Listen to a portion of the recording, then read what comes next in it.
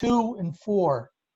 Okay, and after that, we can have question and answers. I figure this can go out until 4:30. So hold your questions. You can put them in a text message and Bruce will queue them up.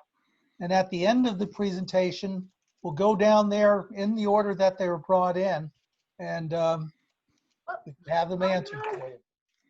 I'm sorry, what was that, Beth? Uh-oh. Wait a minute.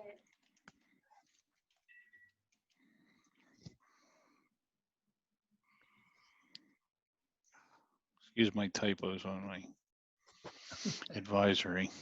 I type like I wear catcher's mitt.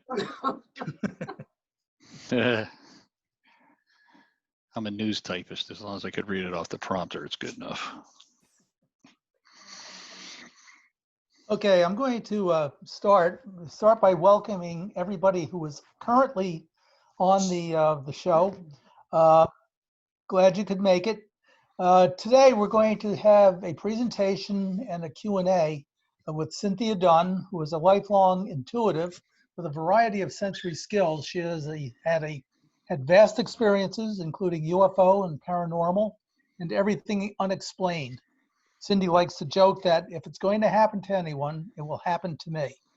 As a professional registered nurse, she has served in an investigative and supervisory capacity as a civil servant, working over 22 years for the state of New Jersey.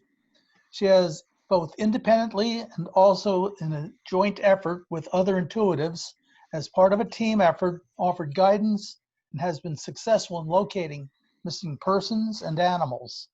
She has shared pertinent and accurate information with both local and out-of-state law enforcement and agencies. Her focus is on remote viewing, missing individuals, and cold cases. Emphatic energy, reading, and resolution of unsolved mysteries.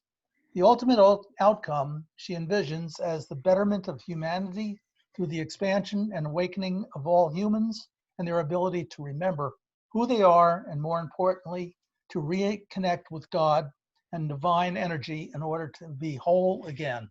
So I'd like to welcome CYNDI-Dunn. Cindy, I'm going to call you Cindy from here on in. That works. Because we're friends. Okay. Cindy, it's all yours. Why don't you start, and I'll bring up the, introduce yourself and say a little about, where you're from, education or something like that. Meanwhile, I will bring up the slide deck and share it so that everybody can see as we go through your presentation. Okay, thank you, Joe. Well, my name is CYNDI-Dunn, and I am a registered nurse by profession. I work for the state of New Jersey and have for a number of years, over 20 years.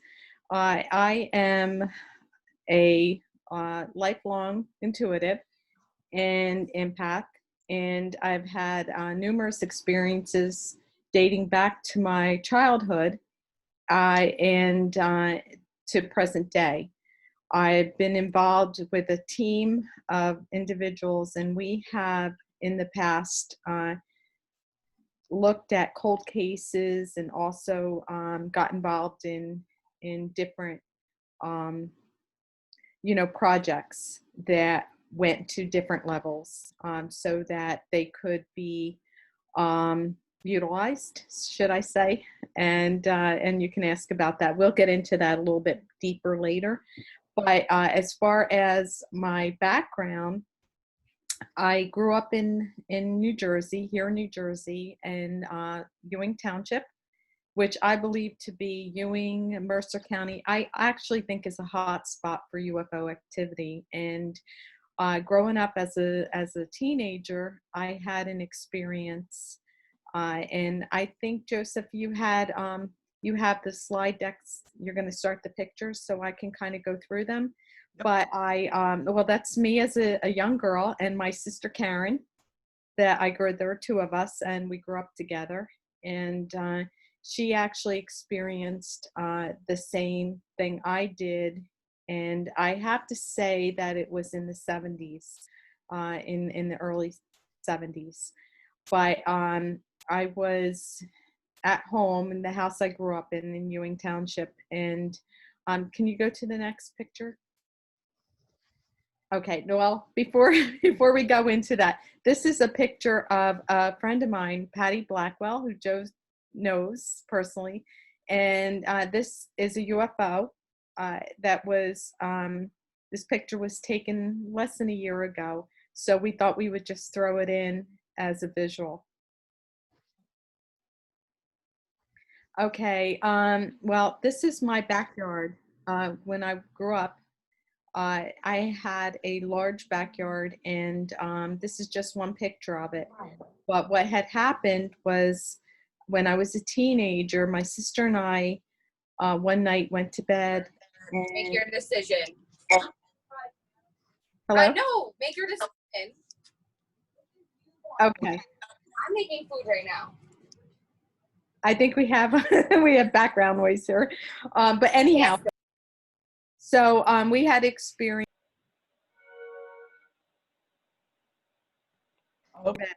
and all of a sudden there was a bright white light in the window of the bedroom, and my bed, my sister and I shared a room at the time, and my bed was right under the window, and I recall standing up and I got frozen, and I could hear a very low vibrational hum, and the light that was in the room was a blue-green color, and it almost had kind of an energy feeling to it, almost like if you were to touch something electrical and you don't get shocked, but you can feel the vibration. It was like that. And I recall seeing an object outside of the window that was what I would call a disc-shaped round object. And from that object, there were lights. I could see yellow, and I could see red and white kind of sparky lights, and our whole room turned a foggy blue-green color. And in the window, when I was standing up, I was like this, and I'm standing up and I'm looking out of the window, and I could see in the disc-shaped object, figures, like stick figures in the window. And then all of a sudden it shot out, stopped, and then shot up straight. So it went out and then up, and it was gone in a flash. But the interesting thing to that story was it left a round ring in the backyard that that lasted for years, over 20 years, and snow would melt. So my dad said that it was grub worms. And I recall thinking, grub worms? You know, even in the winter with snow, there would be a round ring. And so this is the backyard. Now the ring was to my left of this picture, but I just wanted to capture a little bit of the background. Do you have more pictures, Joe? Yeah, that's another angle. Again, this is further out, so the ring would have been closer to the window, but it was very large. And again, you know, snow melted. So every year when it snowed, there would be no snow in the ring. And that was years ago. In those days, we didn't take pictures. So it's not like with our cell phone now that you just, you know, click anything that is of interest. Now this picture is, all right, the lady in red, in pinky red, is me. And to my right, this picture was taken in 2014, in probably, I'd like to say March of 2014. To the right is my niece, Juliana, and also my niece, Helena, and my daughter, Ella, is on the far left. Now, this is in the same backyard. It was our last hurrah, our last day at the house before selling it. So we were taking pictures. And the reason I want you to see this is because it correlates to another picture that I'm going to talk about. Now, this is the bedroom. This window right here is the window. My bed used to be right under that window, and my sister's bed was to the right. We shared the room at the time. And the object was seen from this window. When I stood up, I could see at the time, this is a newer window. At the time, it was just one whole window. It didn't have a divider in the middle. And when I stood up, I could see the object in the backyard. And this whole entire room was a glowing green blue color, and it had a thickness, like a hazy thickness to it. And so that it was this bedroom that occurred in. Okay, now this house that I grew up in was also haunted. We had, I believe it was on a portal of some sort, and I also think that's why we saw this unidentified object when I was a teenager, because I believe that it was a portal, or is a portal, and things come and go. Now, when I was a kid, my sister used to be outside. Well, we were latchkey kids, so we would come home, and I would come in the house, and my sister Karen would sit on the stoop, on the steps, and she wouldn't come in because she said some tall, thin guy was laughing at her, and she refused to go in the house. And this happened all the time. Now, I'm very intuitive and an empath, but I never saw him when I was a kid, but she did. And so anyhow, the last day that we were at the house, Juliana, my niece, stood in front of the window, and she said, "Mom and Aunt Cyn, take a picture because I feel something here." And when we took the picture and we looked at it, she looks tall and slender. Now, I don't know if you can really capture that with this picture, but if you go back to the other picture, she's actually at that time was very short. See that right there? She was actually that's me in the purple color, or the pinkish purple color, and Juliana is to my right. And she was actually not tall and slender. But if you go back to the picture in the window, she looks very tall and slender. Now the window was actually very large, and she was not that tall. So I think what had happened is this fellow stepped in at that time. Her picture was taken, and that's why she looked so much taller than she actually was at the time. Now, I have to say that Juliana is also very intuitive, and she had felt something, and that's why we took the picture. And it was our last day at the house, and so I think that's why we had a couple experiences, because my whole life growing up there was always something happening. And so for me, it was commonplace. It was very normal. I was used to odd things occurring. And but the night that we had what I call a UFO experience was just very unique. And after that, I would have different dreams about UFOs and different encounters as the years went on. But that was my first one, and it happened in that bedroom. So this is the corridor. Now, this is the large window where you just saw Juliana, and you're coming, as you come closer to the person in the front. I'm not sure who that is. I think that's Helena. But as she walks forward, she's entering the bedroom that my sister and I once occupied. And I guess it was Alexandra, my daughter Alexandra, who's now going to be 24. She was 2. And so 22 years ago, the room right here to the right was a spare bedroom, and my parents had a crib set up for her whenever she would stay over, or if I stayed over. And it was Thanksgiving, and that night we were busy entertaining everybody would come to our house.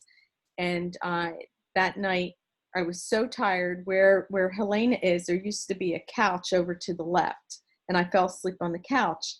And I heard the baby, who was 2, it was Alexandra, crying. So I kind of poked my head up, and when I did, I saw the guy my sister used to complain about standing by this door right here to the left, which was the linen closet. And he was really tall and slender. And he stepped out of her room and he turned around, he looked right at me, and I was like, oh, okay, it's a ghost. And I went right back to sleep. I mean, I didn't even check on my child, which I feel guilty about now in retrospect. But I saw him for the first time, and my sister used to see him all the time, and I didn't. But that was the first time I ever saw him. So that was interesting. And anyhow, did you want to go on? Okay. So a lot of experiences growing up in the house. It's too many to even mention, really. And again, I think it was a portal. But this picture is of me in 2014 in July. I went to Italy. In the middle is my mother, to the left is me, and to the far left is my girlfriend Jackie. And her kids are to the right, and right next to my mother in the middle is my daughter Alexandra, who also is very intuitive. And we met on we went to this trip, and Jackie's mother took her kids and her kids, and my mother took me and my daughter Alexandra. So we instantly bonded, and her kids would laugh, say, "Mom, you'll never talk to her again, even though we like her, because she isn't a person to really bond with somebody." So here it is, 2020, and this was in 2014, and we're very close friends to date. So at that time, we started to talk about different things, and of course abilities, and I told her about my abilities since I was a child and growing up, and I mentioned to her that I was involved with a team, and that I helped to locate missing people and that kind of thing.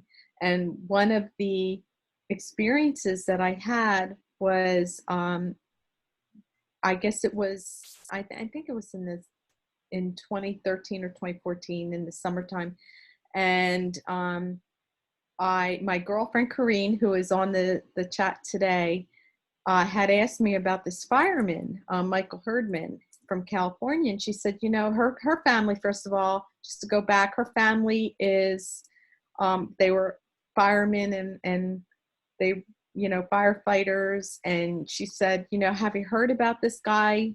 He's missing. He's been missing for over a week at the time. Do you have any feeling as to where he might be? And the way I work is I can't always tap in. They have to come to me. It sounds odd, but that's what happens. And she's talking to me, and then all of a sudden he came to me. And what I see, that's him, Michael Herdman. And all of a sudden what I see is I see him, and he starts showing me what happened.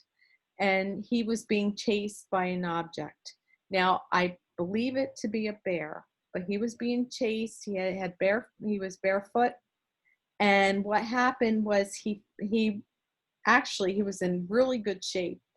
He was a fire rescue, and he ran almost a mile away, and he fell off a cliff. And I told Corrine, who is my colleague, he fell off a cliff, and he fractured his right hip and leg, and he's in survival mode. That's what I picked up. And he showed me a little girl with blonde hair, blue eyes, and he said he was living for her or trying to stay alive for her, and he asked me to help him. So while this is happening and I connect to him, I started crying because he was so passionate, and so I picked up on his energy, and I started to get upset because he was upset. And then we were interrupted by another coworker who just had a question for me and would, just interrupted us. So I broke contact with him. But what I was able to get was that he had fallen off this cliff, and he fractured, and he was in survival mode. So I called a week later, I called Ventura County, California, and I spoke to the dispatcher and I said, listen, my name is Cindy Dunn and I live in New Jersey. I'm an empath. I've worked on cold cases before and missing people through different agencies. And I just want to give you this information that I've stumbled upon. So I let them know that he ventured off. He was being chased and he fell off this cliff, and that he was at the bottom of the cliff in survival mode, and that he didn't have much time. He was about to transition. He couldn't hold on very, very much longer. And they took my information from me. I said, this is my number. I gave him my phone number. I said, please call me if you have additional questions. And I left it at that. I hadn't heard from them. And I said to the dispatcher, you know, he only has a few days. Now, this was on a Saturday, 12 o'clock Eastern Standard Time, which is around about 9-ish in California. And I said, you really need to get somebody out there to look into this, because he's not far from where he was missing. So she took my information, but I didn't hear anything. It was Tuesday or Wednesday morning, about 2:30 in the morning, and he came to me, and I knew he moved on, and he couldn't stay alive any longer. He'd been out in the elements for over 2 weeks. So it was almost, I mean, what he was able to accomplish was amazing, really. But he couldn't hold on much longer. And that's what he had said to me in the presence of my colleague, Corrine, at the time. So, you know, I didn't hear anything. And then being curious, and by trade, I'm not only a registered nurse, but I'm an investigator. So I was looking at different articles, and I had stumbled upon this one article that said that he had been, that an independent search party took a shot in the dark, and they went to this area that the terrain was different. It was more cactus, and, you know, it was like stones and rocks, and it wasn't the other vegetation, which was lush and more like a forest. And so he was right on the edge, and when he ran off, he went into a different kind of a terrain, which was rocky. And the investigators and the team did not think he would ever venture off in that area with bare feet because of the terrain, but he actually did, and that's why they didn't find him. And because he was being chased, which I believe was a bear, he fell off the cliff, but he didn't die. And that's why he came to me alive. And unfortunately, he didn't make it, but he did connect to me afterwards, and he, in his own way, thanked me. So, you know, there was a lot of guilt with that, because I felt like I didn't help him. But he's okay, and he, in his own way, again, thanked me. So I'm comfortable with that.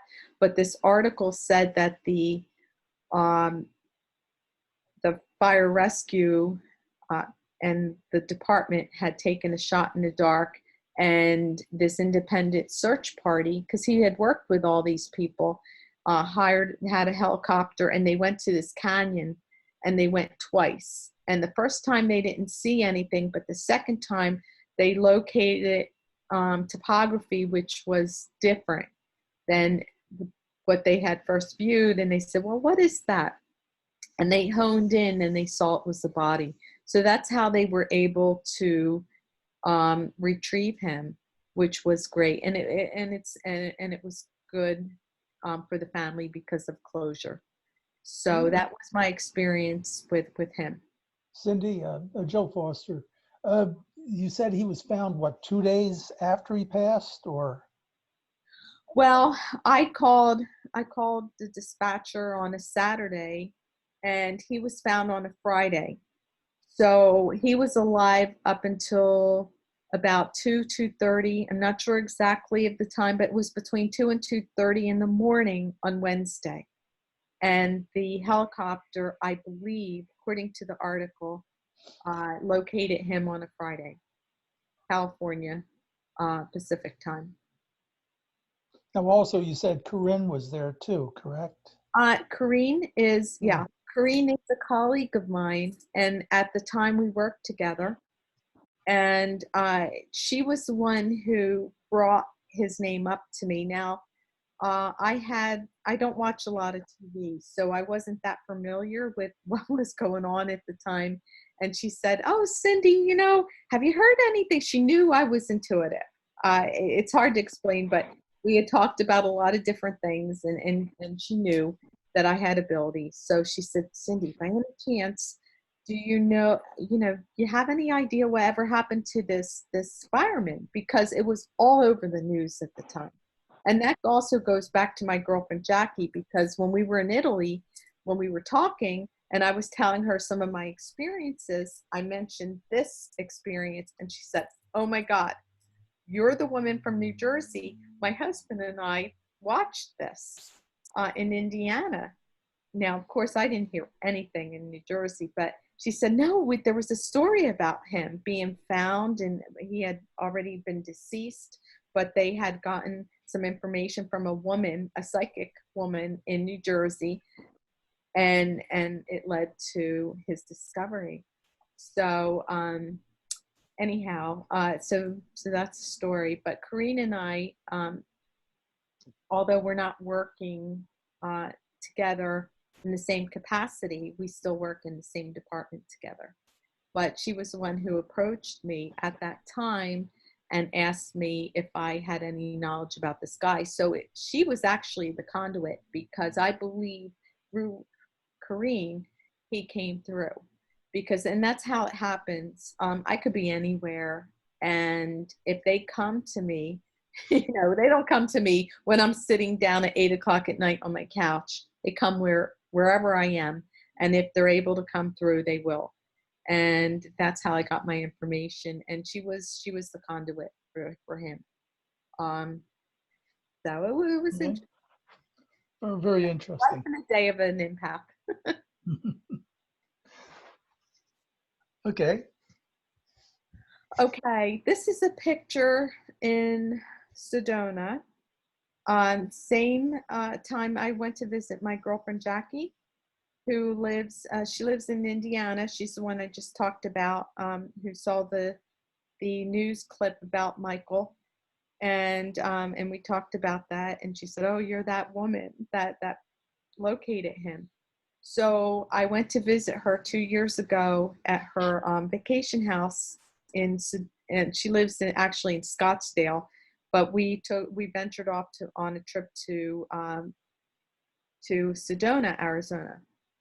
Of course, I've always wanted to go there, so we went. And when we were there's a lot of interesting energy there, and anybody can really tap into it if you tried. You can just feel it. It's just talking about it right now, I feel it. It's kind of a vibration, and it's sparky. And when you walk through that area, you can easily tap in to the natural energy of the earth. So, Joe, did you want to go further? Yep. So I was able to capture a couple orbs. That's just a regular picture of the topography of the area. Now, this is one of the orbs. And there's an arrow pointing to it, but it's a small blue dot.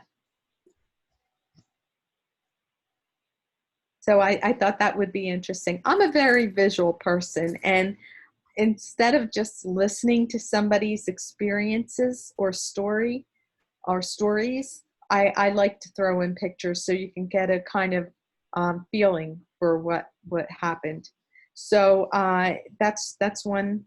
Okay, now this picture is actually, it's a little bit out of order, but this picture is in front of Jackie's house. She has a vacation house in Scottsdale, And when I was visiting out there, I was guided to go out very early in the morning. It was about 6:30. And so I went out, and my guides told me to take pictures. So I started snapping pictures, and I wasn't sure, what I was snapping, but I did. So, Joe, if you want to go to the next picture, we'll enlarge that. Okay, this is what was captured from my phone.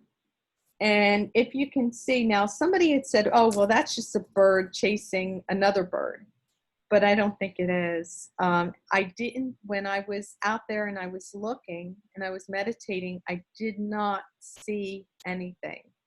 But this is what the camera captured. It's a very large reddish object to the left, and to the right is almost a rectangular object. Can you see that? Can everybody see that? So I found that interesting, and that's kind of validation that somebody was there and wanted me to take that picture, because the way it works is I will get a message or a feeling that I need to hone in on something. And that morning I had to go outside. I was just guided to do it, and early, and that's the result of it. That same day, I think you can see the objects in the background, about 2 o'clock from the sun.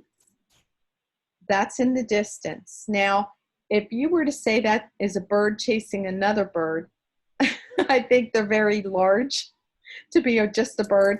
But down below, kind of perpendicular, you'll see a green orb. So that's another picture I thought is of interest, and I wanted to share with everybody. But that was that same morning. And again, this is about 6:30. The sun was rising.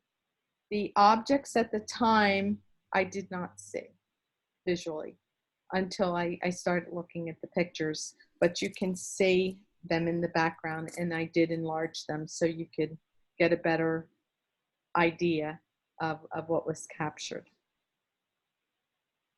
And this is just another orb, same place. The location is just a little bit different, but the color is a little different. This one is blue instead of a green orb.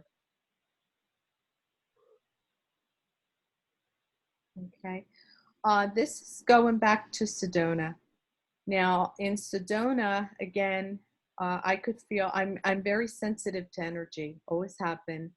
And I could sense something, and that's why I took a picture, because when I get that instruction that you need to take a picture, take it now, I do. And at the bottom of the picture, you could see a bluish colored orb, a small orb, and around it is a whitish disc shaped structure. So I thought that was interesting. Now I have to say, I had many pictures with the sun, because some people will say, well, maybe it was your camera, maybe it's an optical illusion. And I said, okay, that's possible. I can't rule that out. But I took so many pictures, but this one in particular, I can recall, because I have them timed on my camera. And I was guided to take a picture right then. But there are many pictures I have with the sun in the picture, and there are no orbs. So I just think for me personally, it was a validation that I needed to capture that. Maybe for today, maybe because I had to share my story today. This is going back to Jackie's house, her backyard, and the green orb. And Joe, if you have any questions, please feel free to ask. Now, this is my daughter Alexandra is a film and production student at Temple University in Philadelphia, and she's about to graduate. Thank God. Anyhow, she one day was given an assignment by her professor that they had to go out and they had to take these random shots of the community. So she went to an area called Rittenhouse. I guess it's Rittenhouse Square in Philadelphia. And she started taking pictures. Now, if you notice, at right around noon in the picture, straight in the middle, there is a picture of an object that looks like an angel. Now, if you're able to enlarge it, you can see that it hovers over the people in the picture. And interestingly enough, now Alexandra is a lot like me, and she just was guided to take a picture. So she took the picture, and when she went back to her dorm or her room and she started looking at them, she noticed it and she thought, wow, that's really odd. And she said there was no fountain or water in the background that could maybe cause some kind of an optical illusion, or, because of the water. So I find that another very interesting catch. And I wanted to share that. Cindy, I think earlier when we were going through your slide deck, you mentioned something that your daughter felt extremely peaceful after Yeah. Mhm. during the period when she shot this picture. Have you heard other stories about that? Now, the thing with orbs, we've heard that orbs have represented different things to different people over periods of time. But one thing that seems to be commonplace, now whether it's an angelic experience, but that feeling of peace is something that, I personally experienced something similar to that. Do you know anything about that? Have you ever heard anything, or in your psychic journeys?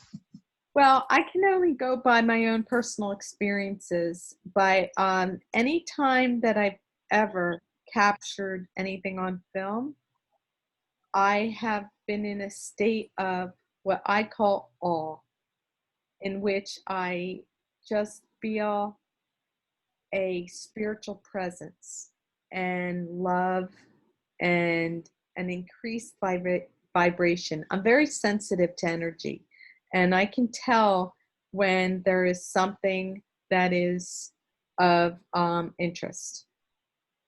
So, yeah. Do you pick up to somebody sending me a message? Do you pick up distress? No, I can't say. Well, I have. In different experiences that I've had, I'm showing some of the positive ones. Yeah, I have. I have experienced good, bad, and ugly, I like to say. And in my very bedroom, going back to my bedroom that I lived in for a number of years growing up. And part of it was with my sister when I had the UFO experience. And then after that, she went to a different room, and that room was mine. But I at one time, I think I was close to 17, I was thrown out of my bedroom by an entity, and I think it was a very negative one. And I think it was trying to, I don't know if it was trying to possess me or something like that, but whatever it was, I threw it off and it threw me out the room, and my feet never landed on the floor, and I hit my mother. And that was an experience I had when I was 17. So, but as far as feeling when someone is distressed, yeah, I can pick it up. I've learned through the years, because I'm an empath, that I turn it off. I do it at work for the most part. Bruce is asking about David Jacob. Did Alexandra meet him?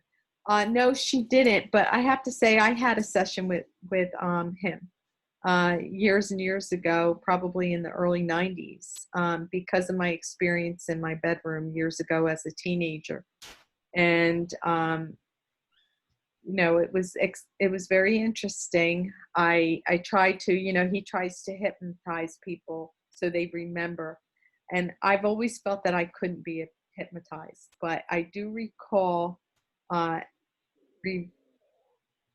reliving that experience, but I knew it was much more than what I had recalled, and I started to go through it, and then I stopped myself. I at the time I didn't want to see anything more as far as Dr. Jacob is concerned, but Alex has not met him as far as I know, unless she met him at Temple. I mean, he was a professor there.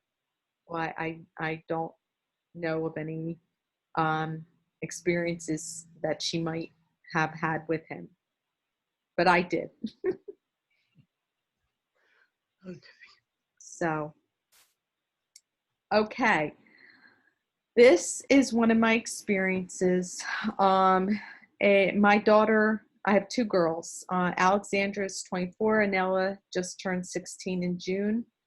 When Ella was a young child, actually, this woman, Karen Fisher, babysat both my girls, Alexandra and Ella. So, but when Ella was a young girl, she knew of my abilities, and she asked me one day if I knew where her cat was because he was missing. And I said, I tuned in and I said, you know, Karen, I feel that he went on a walk, what I call a walkabout.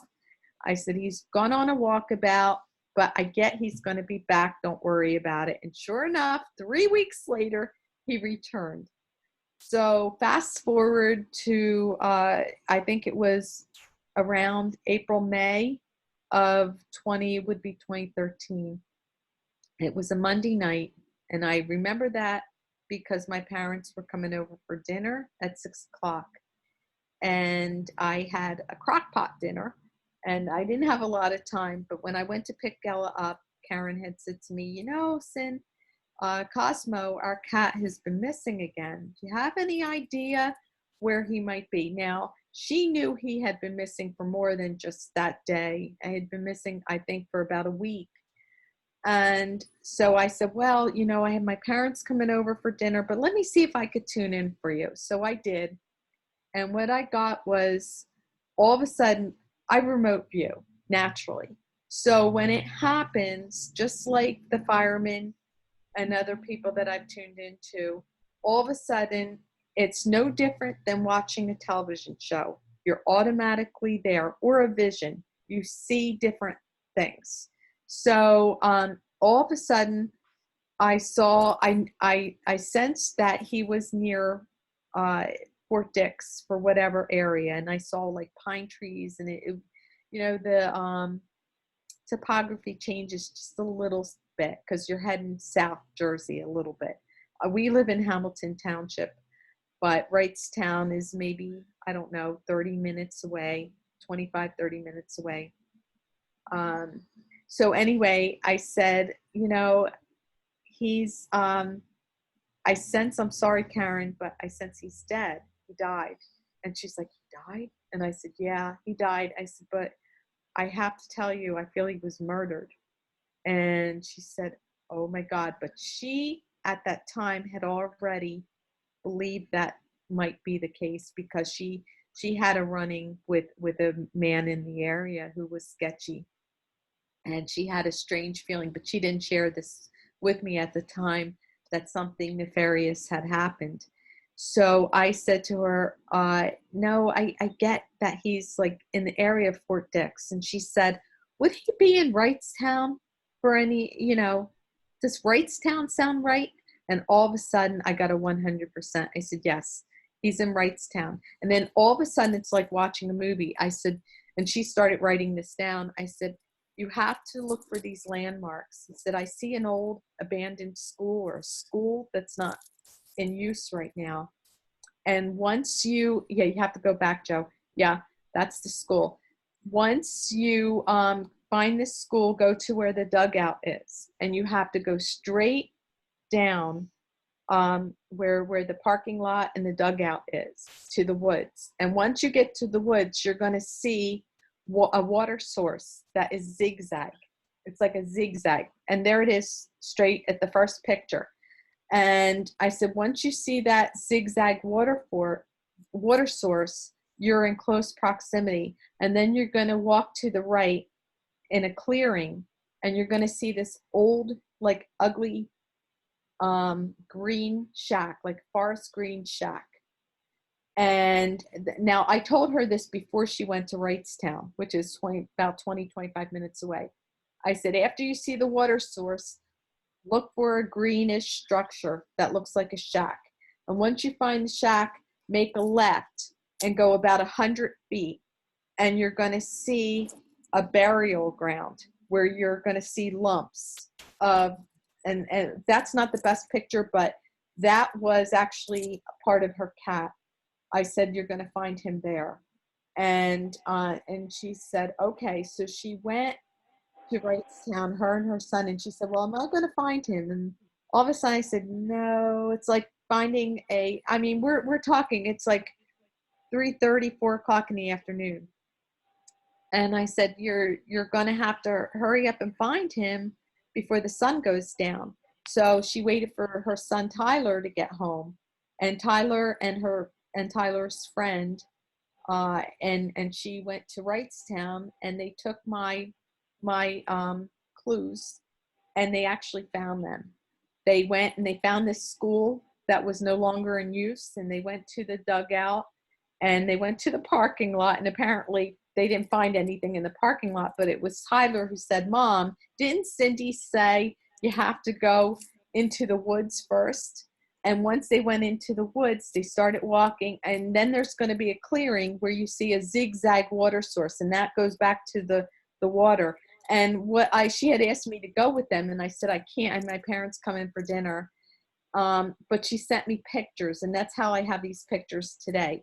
Because once she found the school, they went to the woods, they found the clearing, they found the zigzag water source, then they found the green shack, and then they found an area which I call the burial ground, because this individual, seedy individual, buried animals there. And you could see, and I used to have a picture, this is 2013. So I don't have the picture anymore, of the mounds where he would bury these animals that he killed. And I believe him to be a serial killer in the making. But I can't really get into that for privacy reasons with this individual. But that was the experience that I had. And it was interesting because I have the pictures to show what she had found based on what I was seeing an hour earlier. Cindy, without going into naming names, could you go into a little bit of detail about why you think that this person is a serial killer in the making, or may have having already been made? Yeah. Well, allegedly, his background, he was from the Hamilton area, but I know people who knew him that had said that as a teenager growing up, he would kill turtles and kill animals like turtles and just smash them. And I personally never have met the man. I have to tell you that. But at that time, the babysitter, Karen, had shared a audio of his voice on her phone. And that's all it takes for me, to hear somebody's voice or they come to me. And when that happened, I tuned into him, and I didn't like what I tuned into. It was very dark, and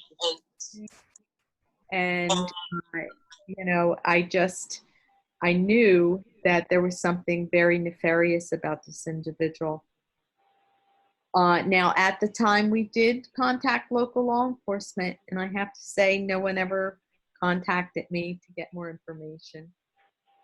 So I could only share what I shared, and there were a lot of things that they stumbled across with this guy. I mean, where he had lived, there were people in close proximity that had. Oh, and I failed to mention that when I had tuned in about Cosmo years ago, I had told Karen that he was poisoned, I said, I get he's poisoned by rat poisoning. That's what I picked up. And then later to find out that he dogs in the vicinity had been poisoned and died, even a puppy at a young age that lived close by. And the owner had it investigated and had an autopsy or whatever the word is for animals, and found out that he'd been poisoned with rat poisoning. So it kind of was about personal validation for me. And I'm sorry, I missed some of the questions on the bottom because I'm talking. So. Oh. Bruce, do you have those there? Yeah, I think you had some questions for me. I missed them.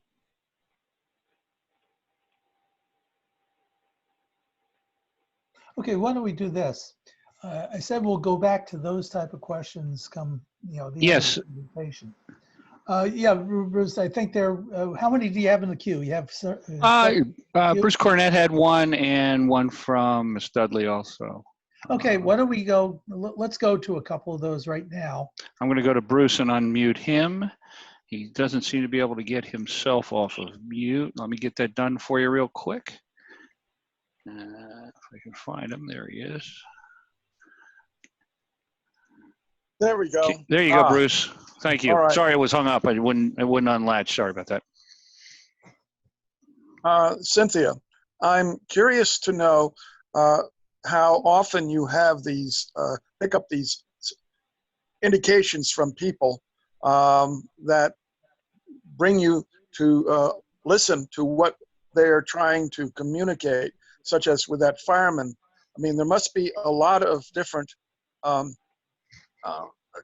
emergency or distress calls around the world, and how is it that you are only picking up certain ones? Do you have any clue as to why?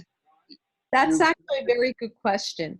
I thought about that a lot myself, honestly. I think that, you have to have a conduit. I mentioned my colleague, Corrine, who just happened to ask me that question. And I think because she asked me that question, it opened up a channel and he was able to come to me. Now I've had, he's not the only one, I've had many. And, I've worked with a team of professionals and independents that have shared information to both FBI and different agencies so that they can look at the information and see if they can connect the dots, so to speak, to find both like trafficking of children and young adults, and also cold cases. So I have shared information, but as far as my own personal experiences, I've had more than one time, I've had different individuals come to me. And I think that either I personally connect to them, and so they have the ability to connect to me, because I have to tell you, it doesn't happen all the time. It's here and there. Or somebody might say something and it opens up a channel and they have the ability to contact me. Now, when they do, for me personally, I believe it's 100%. It's not even just an intuitive guess. It's the information is very spot on. I have to say, I'm my own worst critic. I really am, and that's not a good thing, because I have to change that perception of myself and just go out there and do what I need to do. And I think in the future I will. But I have since, Cosmo, who was really my first, was an animal, was a cat. I was able to connect to human beings as well as other entities that I find to be multidimensional. But you said you were a remote viewer. Yes. And a fairly good one too, right? I consider now myself remote. remote viewer, but not in the sense of the military version. I know there are remote viewers who, you know, they get a signal or a code or something. I've never been trained in that, so I can't pretend to know exactly how or what they do. Although in the future, I'd like to take one of their courses because I'm curious. But Mhm. I can do that myself in a natural, what I call a natural way.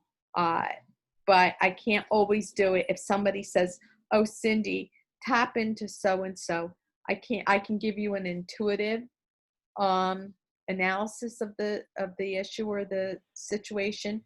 But as far as connecting with them, what I call connecting 100%, I can't always do that unless they come to me. It's hard to explain, but that's how it works. And that said, I've had at least 4 or 5 different experiences where I was able to tap into people, and I got names and places, and you know, very interesting feedback. My late wife knew she was going to die, and about a month or two before she died, she taught me how to recognize her thoughts in my head, and it was on a very funny way she did it, because normally most people don't expect somebody else to be talking to them in their head. And when she died, I was still able to recognize her presence and communicated with her for years after she had died.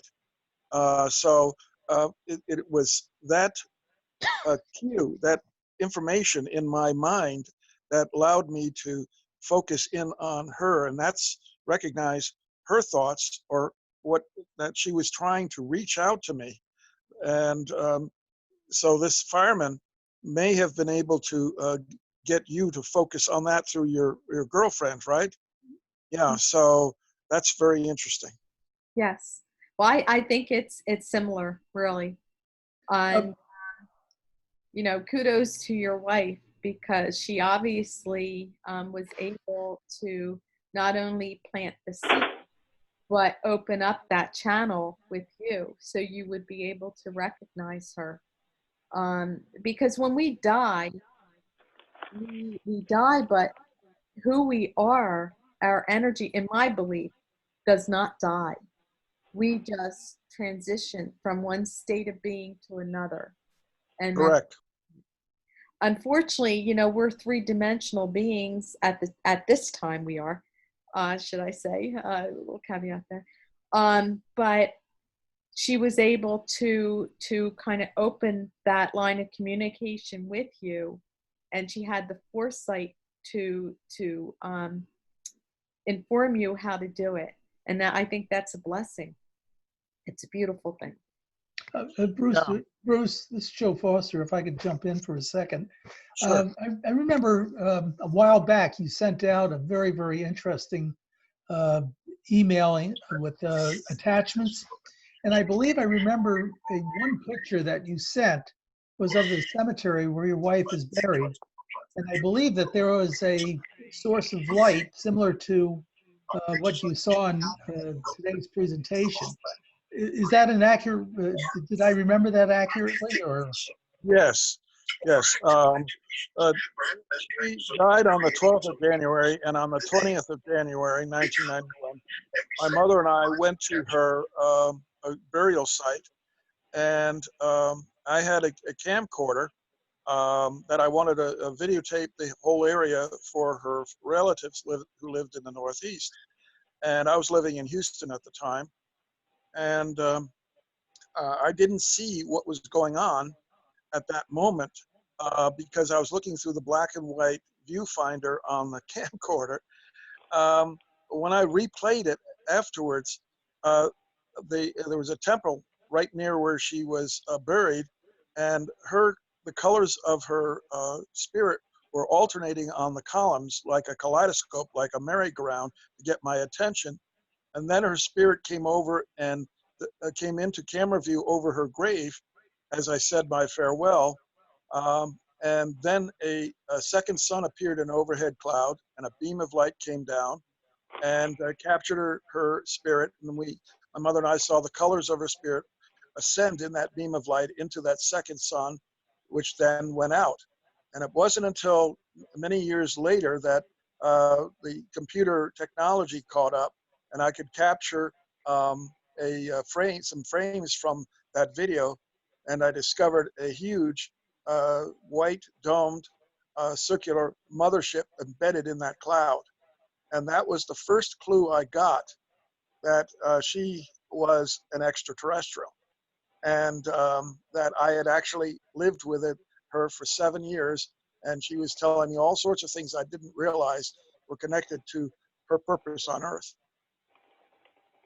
So have web pages out there, one called the Passion of Bonnie, and another called Anatomy of an ET Spiritual Deception of Biblical Magnitude, for those who might be interested. But she influenced my life more than anyone else. And she had quite a lot of spiritual power to her, that she created miracles right in front of me. You know, when I'd ask her, can you help? She said, okay, I'll see what I can do. And bang, it happened. So I'm still trying to figure out, put all the pieces together as to what the significance is for all of us. But that really did happen. Yeah, I thought I remembered that. Thanks for sharing, Bruce. Thank you. So thank you for letting me. Yeah, our pleasure. Yeah, I personally don't think it's a coincidence, because right now we're transitioning from one state of being to another, whether you believe it or not. And I'm sure a lot of you have already felt a difference. And I'm not talking just the chaos in the world right now, which there is, but there is an energy vibration and a change. And you know, I think all of us on some level can tune into that and see what's happening. So I think your wife was helping you with that, and you know, and kind of giving you a glimpse of what is to come, if that makes sense. Yes. And I don't know if you've heard of David Wilcock. He is giving these lectures right now. I'm in his class, and he has said some amazing things about. He had Daniel Brinkley on with him, and he says that when you transition at death, you will meet up with all of your soulmates, so to speak, people that you already have known on Earth, maybe not just in that lifetime, but in previous lifetimes as well. And it's almost like a family reunion, and for people not to be afraid. Sure. Mm-hmm. That makes sense. You know, with what's going on with from the world of science and physics, everything is changing. I mean, what the universe consists of is nothing like what we may have been taught 15, 20, 30 years ago. So it means that, to me, it seems like there's a convergence between, you know, the physics and the metaphysics, if you will. I think we're going to see some amazing things, like was mentioned earlier. I think Well, what one is can the most important, Joe, is to realize is that there's reality goes beyond what science is capable of understanding at this time. Absolutely. And that there is a vast invisible world out there of other dimensions, other worlds that intersect ours, and where they do, you can occasionally get a glimpse of what's in that other dimension. Yeah, Cindy, that goes, I mean, the conversation that we had earlier today, we had a long, wide-ranging discussion. And one part of it was, and this involves some of the things that you've been involved with, Bruce, the Bigfoot, and you know, what is the genesis, what is the source of the Bigfoot story, if you will. I think it's an interesting thing, and you know, maybe somebody would like to talk about that. Strangely enough, my ex-wife is an expert on this. She's writing 3-volume books. She's almost completed the first one on Bigfoot, and she had collected many examples of Bigfoot sightings right here in El Paso, and people generally don't think that Bigfoot would be outside of a forested area with wildlife, etc. But true enough, they're found everywhere across the United States. And it's raised the question as to are they interdimensional? Because we haven't found any bones of them or scat or anything else. And are they coming through portals into our world? And we had many examples of people telling us exactly that suddenly the Bigfoot would poof, appear, and then walk a distance, see them, and walk into another portal and disappear.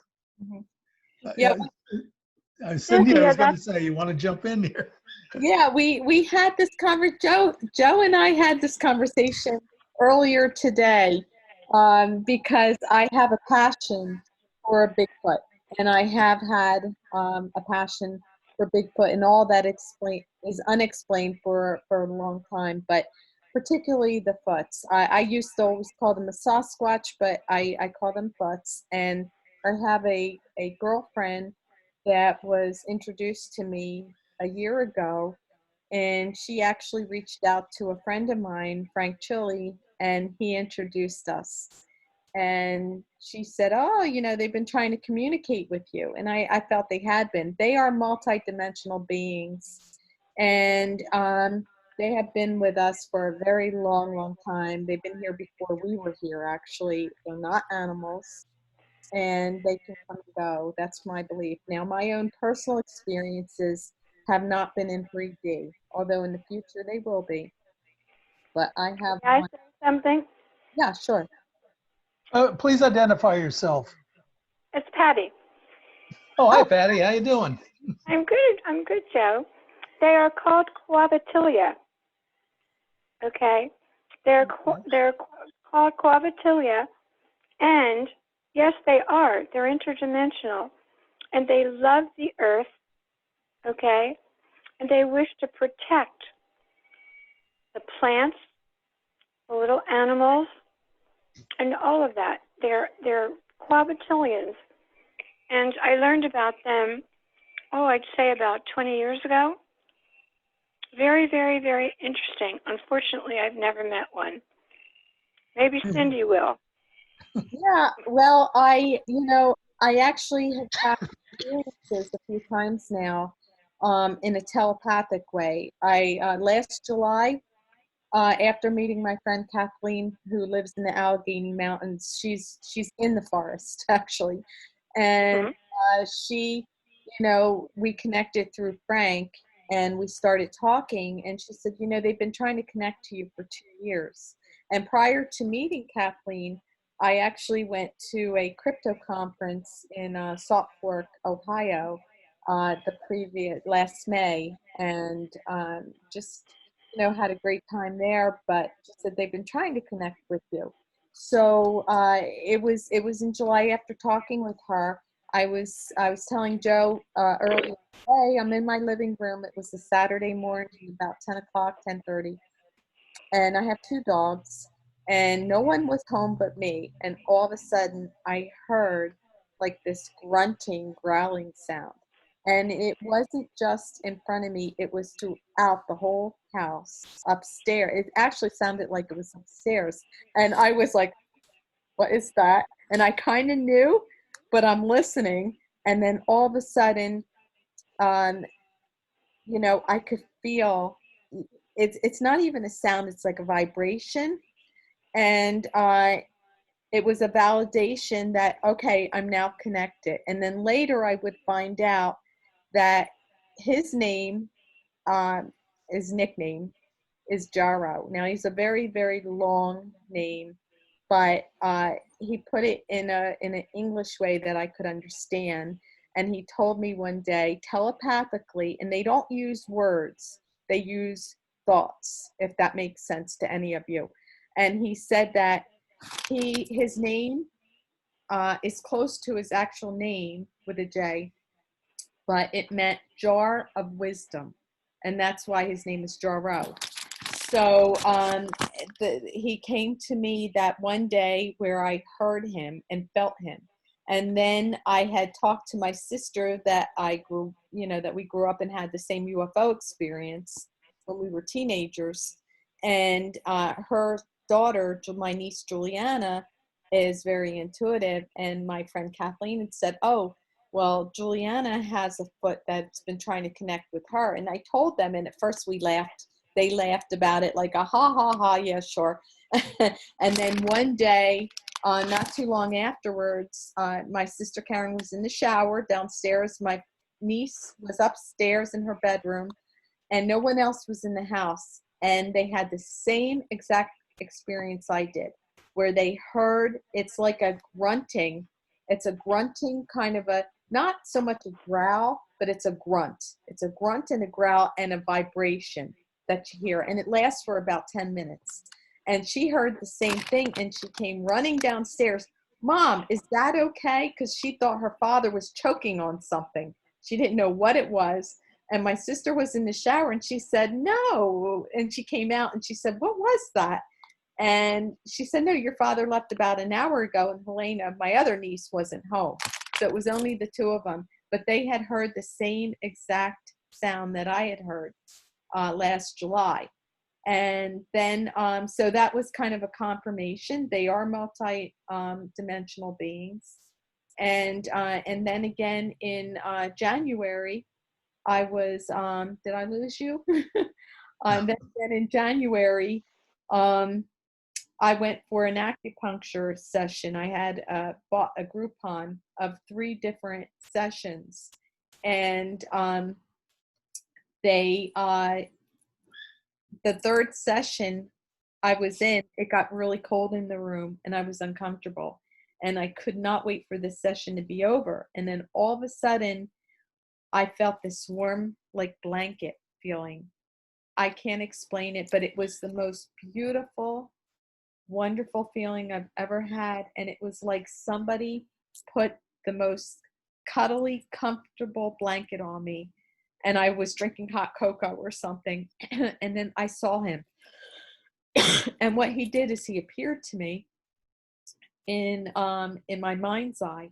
And he showed me what he looked like. And I almost got the sensation of a Grizzly Adams type individual. And he has gray hair on the side of his face. And his face is very large. He's big. I'd have to say in 3D, he's probably close to 10 feet or taller. And he's very large. He has a large face, and he doesn't have much of a neck, but he's a big guy.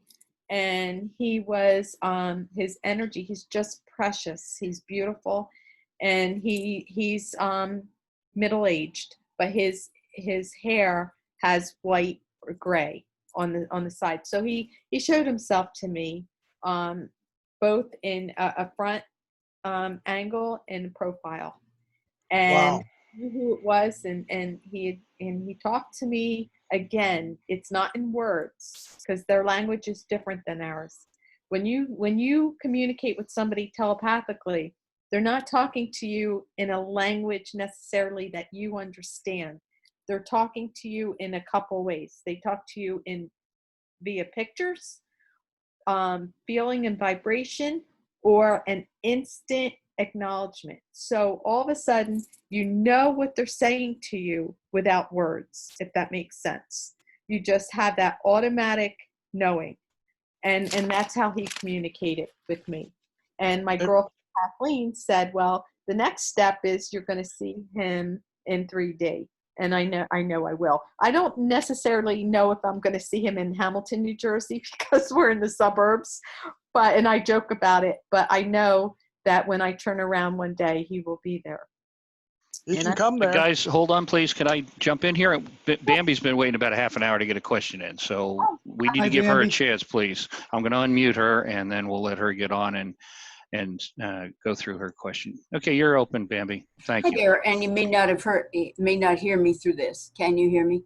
Yes, we hear you loud and clear. Great. Hey, yes, I was asking. I was thinking about some tasks that you've had that would be positive, such as rescuing a child who is either, missing or who has joined a cult and refuses to accept any kind of parental persuasion, something like that. Well, I actually have had those experiences. I belong to a group of individuals that are both empathic and have other abilities, and in the past had been asked to tune in and was able to give some guidance as far as areas to explore for agencies. Obviously, a normal person working a normal job isn't going to be able to uncover human trafficking situation. However, if that information is shared at various levels, the people that are able to go and break these groups up can do it. So I've helped in that way. I did a presentation recently in Hamilton, and I talked with one of my colleagues who was the head of my team that I belong to, and she and I, in the very beginning, were kind of testing the water, so to speak, and she had asked me to dive into missing children. And at first I thought, oh, okay, I'll see. I don't know if I can help you or not, but I'll see if I can provide any information that's going to help a child, 100% I'm in. And so I took it from that standpoint. And that, again, that would have been in probably at that time, it was around 2013. And so I went ahead and gave some information, and I picked up a area in Portugal, actually, and I noticed that there was this experience I had at the time. There was a young girl that came to me, and she was a beautiful young teenager. She actually looks like a little bit like my daughter now, but at the time it was around 2013, and she was abducted, and she was taken on a boat. She was on, now I don't know how big this boat was. I could only see below. And she was in a wooden cage, like a wooden jail. It looked like a wooden jail to me. And she was I'd say she's about 12 years old at the time. And it started off as a dream. But prior to that, let me get back to the actual session I'd had with my colleague, Sandy. I'd picked up that there was this trafficking network in Portugal where there was high-end elite pedophilia, and they were abducting children from all over and selling them, literally selling them, like the movie Taken. They were selling them on the black market. And so when I connect it, and I'm trying to give her from a map, I was trying to give her, coordinates as to where we could find these people, or share the information to agencies who could find these people. And when I did that, somehow I opened up a channel, and this young girl came to me, and it started off as a dream. And when she came to me, I saw her at the and I don't know about boats, but at the bottom of the boat, would it be a hull? The hull of the boat? Anyway, she was in this caged area, and it was wooden, and she was huddled in a corner, naked, and scared and cold. And I came to her. My spirit went to her, and for whatever reason, in that state, I gave her a bracelet that I had just bought for a wedding that I went to. And I gave her, in this dream state, this neck bracelet, and she took it. And then not long after that, I saw her again. It was a Friday night, and all of a sudden there she is, and she has this bracelet, and these people, and I believe they were in Spain, and I saw they were wearing almost like a camouflage outfit with a kind of a, Fidel Castro used to wear that hat. I don't know what you call it, but he was notorious for wearing this hat.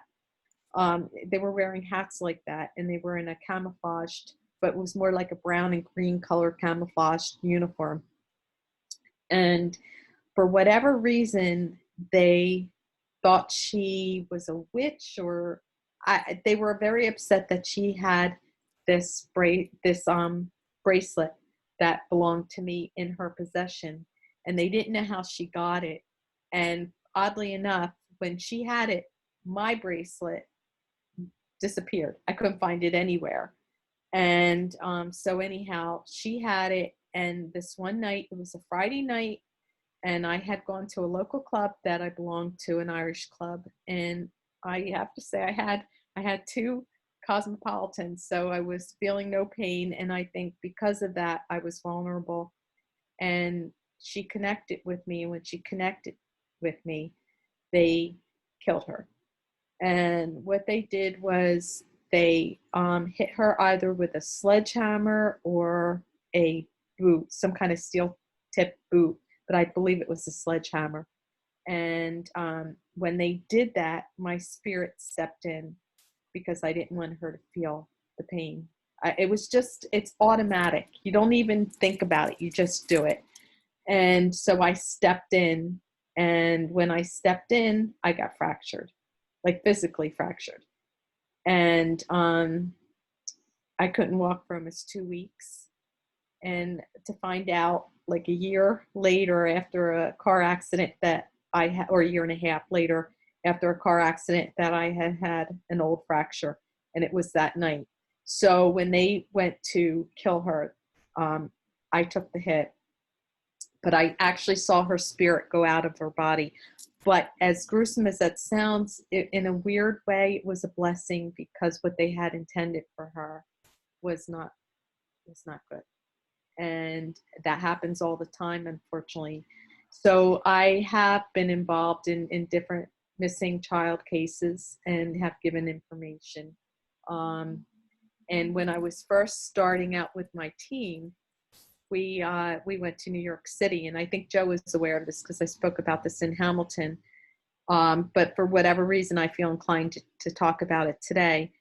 We went to New York, and we were trying to see if there was any validity to what I pick up and what she picked up. So we got all these clues all day long. We even had this guy as a bodyguard, and he kind of was our tour guide because he knows Manhattan well. And we went to this certain area outside of Brooklyn, I believe. And there was a missing young girl at the time. And so I was asked to try to tune into her, and we had gotten her coordinates. And so we tried to actually find her. And all the clues that I had picked up and my colleague Sandy had picked up, we actually were able to stumble on. And oddly enough, we're on this street outside Brooklyn, and we're near a diner because we felt she was in that area. And they're walking, a group of people are walking ahead of me, and all of a sudden I get that red signal, and all of a sudden I stopped in my tracks, and they were like 5 feet ahead of me, and I knew she just walked by me. I knew it. And I stopped and I said, "That's her. She's right she's right there." And this young girl stopped at the corner.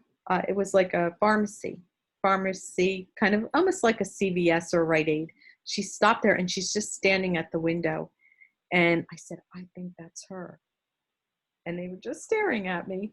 And sure enough, they went back. Now, this girl, one thing about her, she was a teenager, but when she went missing, she was a runaway. She had braces. And now she's like, at that time, she was like 17 or 18 years old, and she still had her braces on. And that was one of the clues, that you'll see an older girl with braces on. And I said, and again, I feel energy. So because I was tapped into her, I said, "That's her." and she's back at the store. So they went and unfortunately, they never questioned her, but she stayed at that window forever. And then she went into store. So my friend Sandy went into the store, and she turned around and she said hi to her. And when the girl turned around, she smiled. She had the braces on, and she had to be about 18 at the time, or 19. So she was much older. Usually braces come off much sooner than that, unless you're an older adult and get braces older, at another time. But we did find out that down the road she's no longer missing, and she's okay. But we believe that was her that day.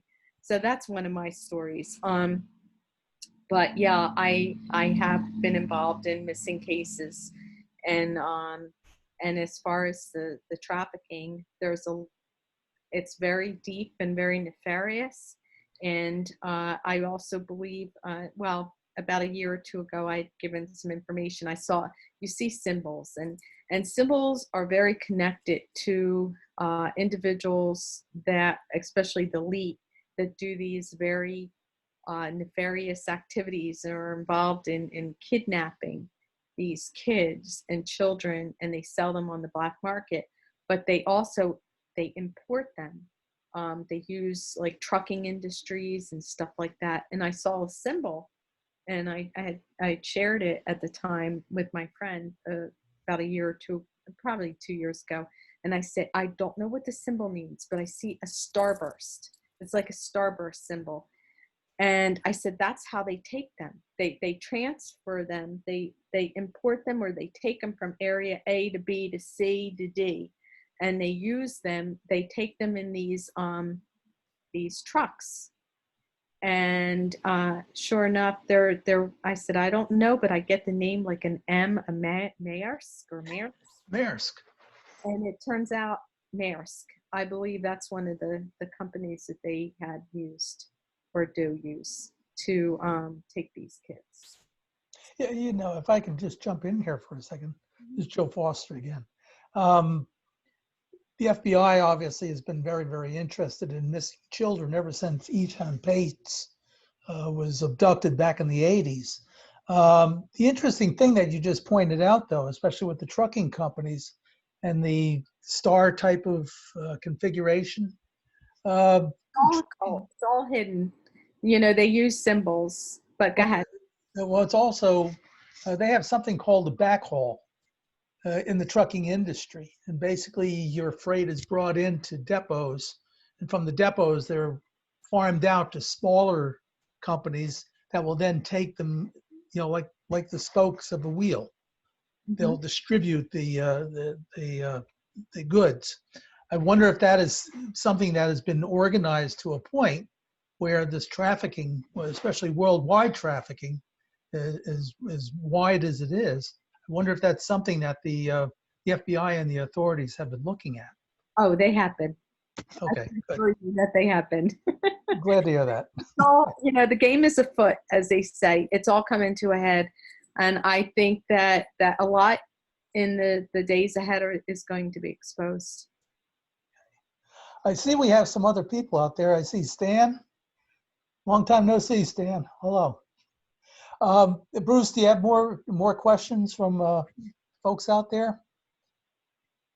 I do not believe we have any more that have come in, but certainly if anybody is interested, you can just go on the screen, and at the bottom you can raise your hand, then I'll unmute you, or you can type it in and we'll call on you if anybody else has any follow-up questions. Yeah, let's open it up, and anybody. I see Mindy has her hand up. There we go. Hi, Mindy. Go ahead, Mindy. Oh, you have to unmute yourself.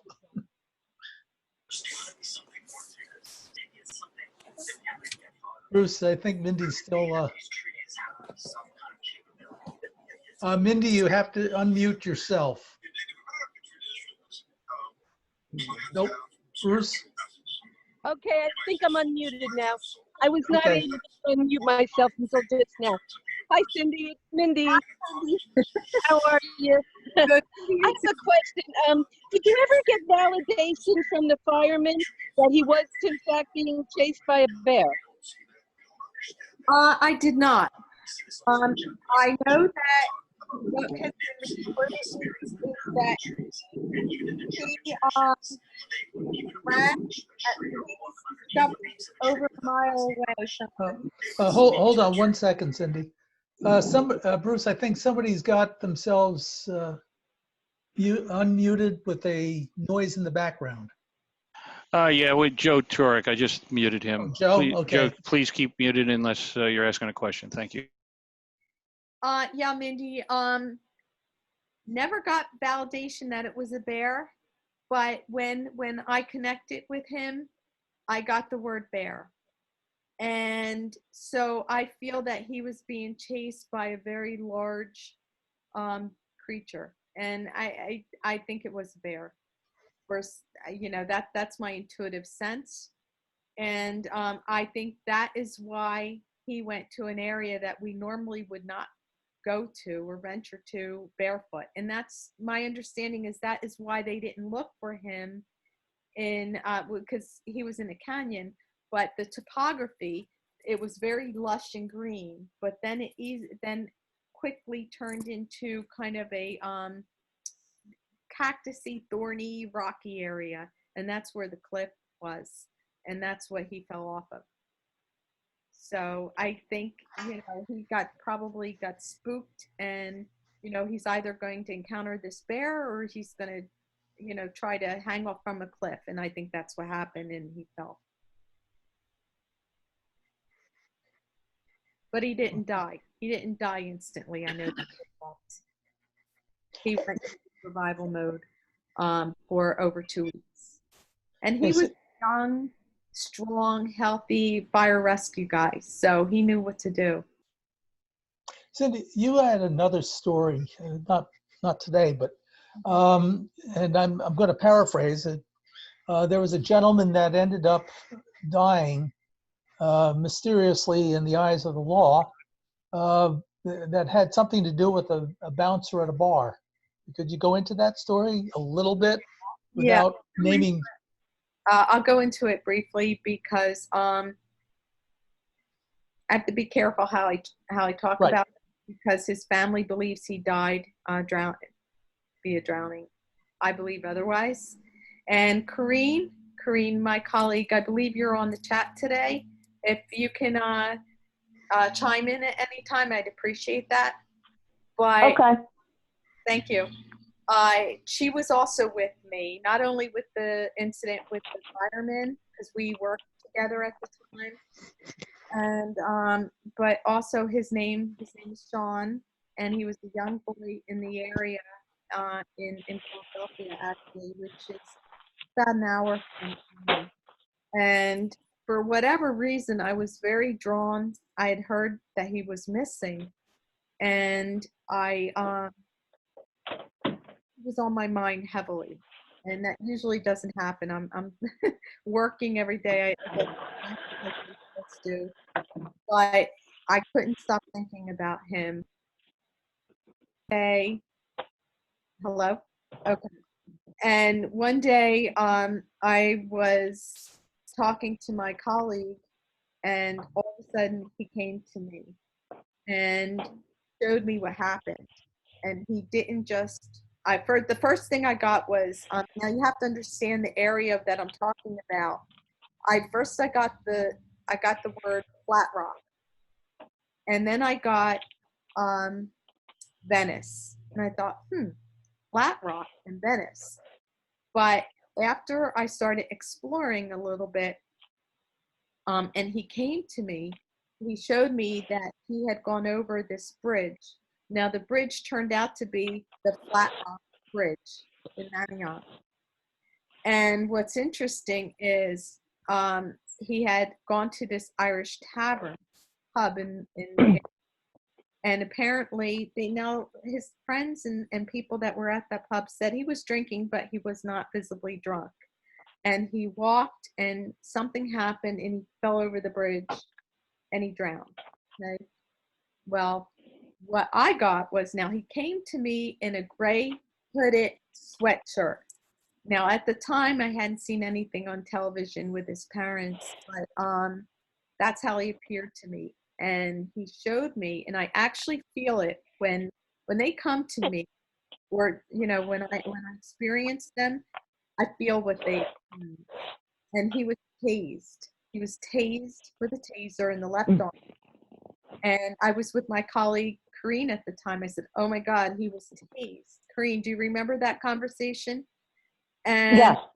yeah, I said he was tased, and this individual, while he was tased, if you're tased, you just drop. You're alive, but you can't move. So what this individual did was they picked him up, threw him over. Now, unfortunately, nothing was captured on video or security cameras because there were no buildings in that area where the bridge was to show that. But they saw him heading right to that bridge, the Flat Rock Bridge.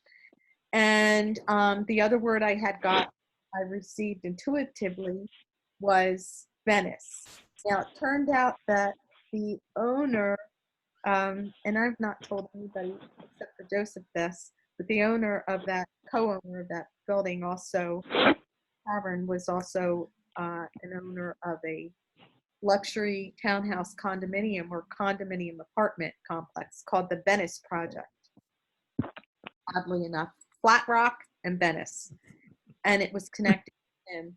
And he had gone to this tavern, and I believe somebody at that establishment was involved.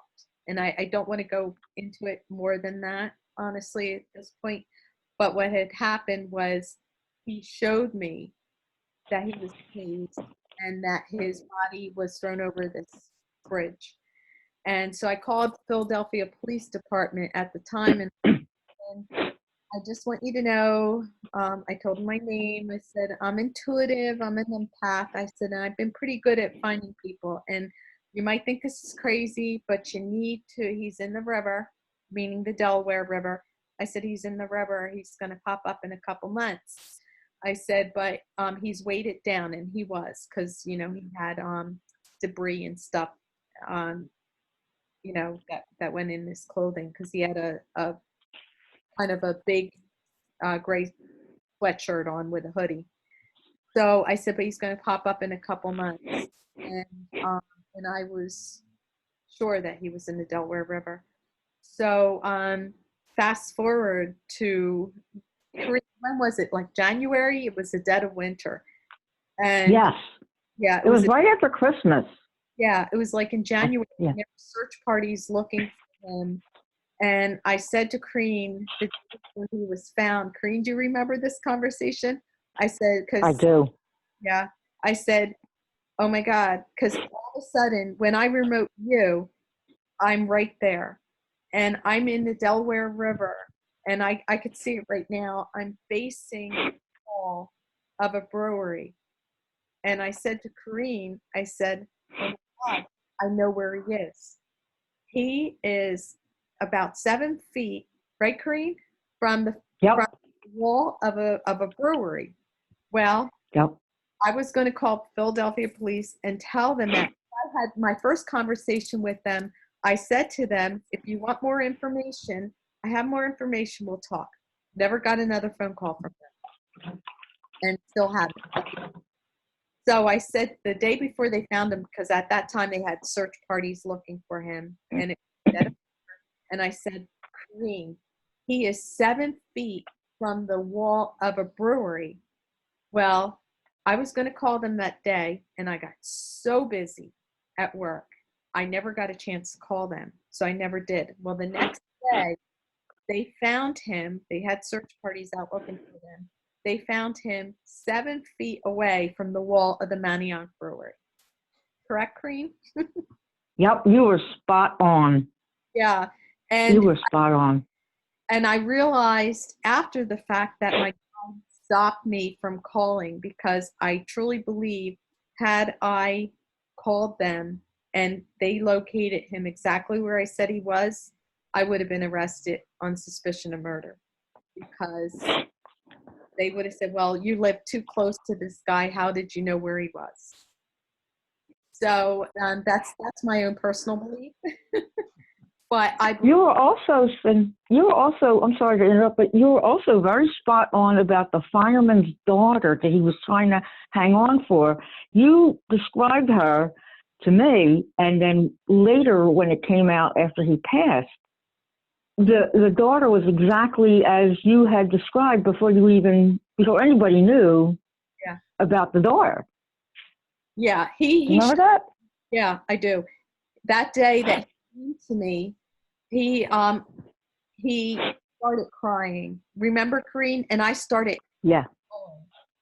And Yep. the reason why he showed me this little girl, and he said she was 6 years old, and she had like blonde hair, very very Mm-hmm. blonde hair, and blue eyes, and he was living for her. Not that he wasn't living for his wife or trying to live for his wife, he was, but he showed me this picture of this little girl, and he really wanted to stay alive for her. He wanted to see her grow up. Now he's seeing her grow up in a different way, in spirit, but he's with them all the time. But at that time, he wanted to be around, and but he couldn't hold on much longer. And he told me that I can't hold on much longer. It had been over 2 weeks, and his, it's when you're trying to stay alive in that condition, and it's almost like holding on to a weight for a long, long period of time. It's only a matter of time before you can just let go. But going back to this young guy that I was so connected to at the time, and they did find him, and it was determined that he maybe had too much to drink and fell over and died. But there's another part about this story that I honestly can't get into, but I actually did come face to face, I believe, with the person who did it. And that's the odd and part of the story. I believe him to be still around, and the guy who did this. And I happened to be at a place, and again, I read energy. I can't explain it, but I would, when Tom came to me, he showed me images, and he showed me the picture of this guy. So that was, it was in my head. I knew what he looked like. And then at this particular time, I went to an event, and I turned around, and I sensed this energy, and I immediately saw this guy's face before I saw the guy. And I was shown his face, and I felt his energy, and I turned around, and there he was. And I almost went and confronted him to ask him questions, but I thought, Very dangerous. like chicken shit, and I didn't do it.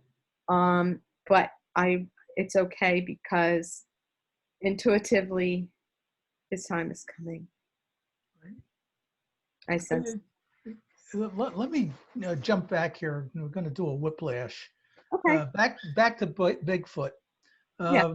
Bruce Cornett, are you still out there?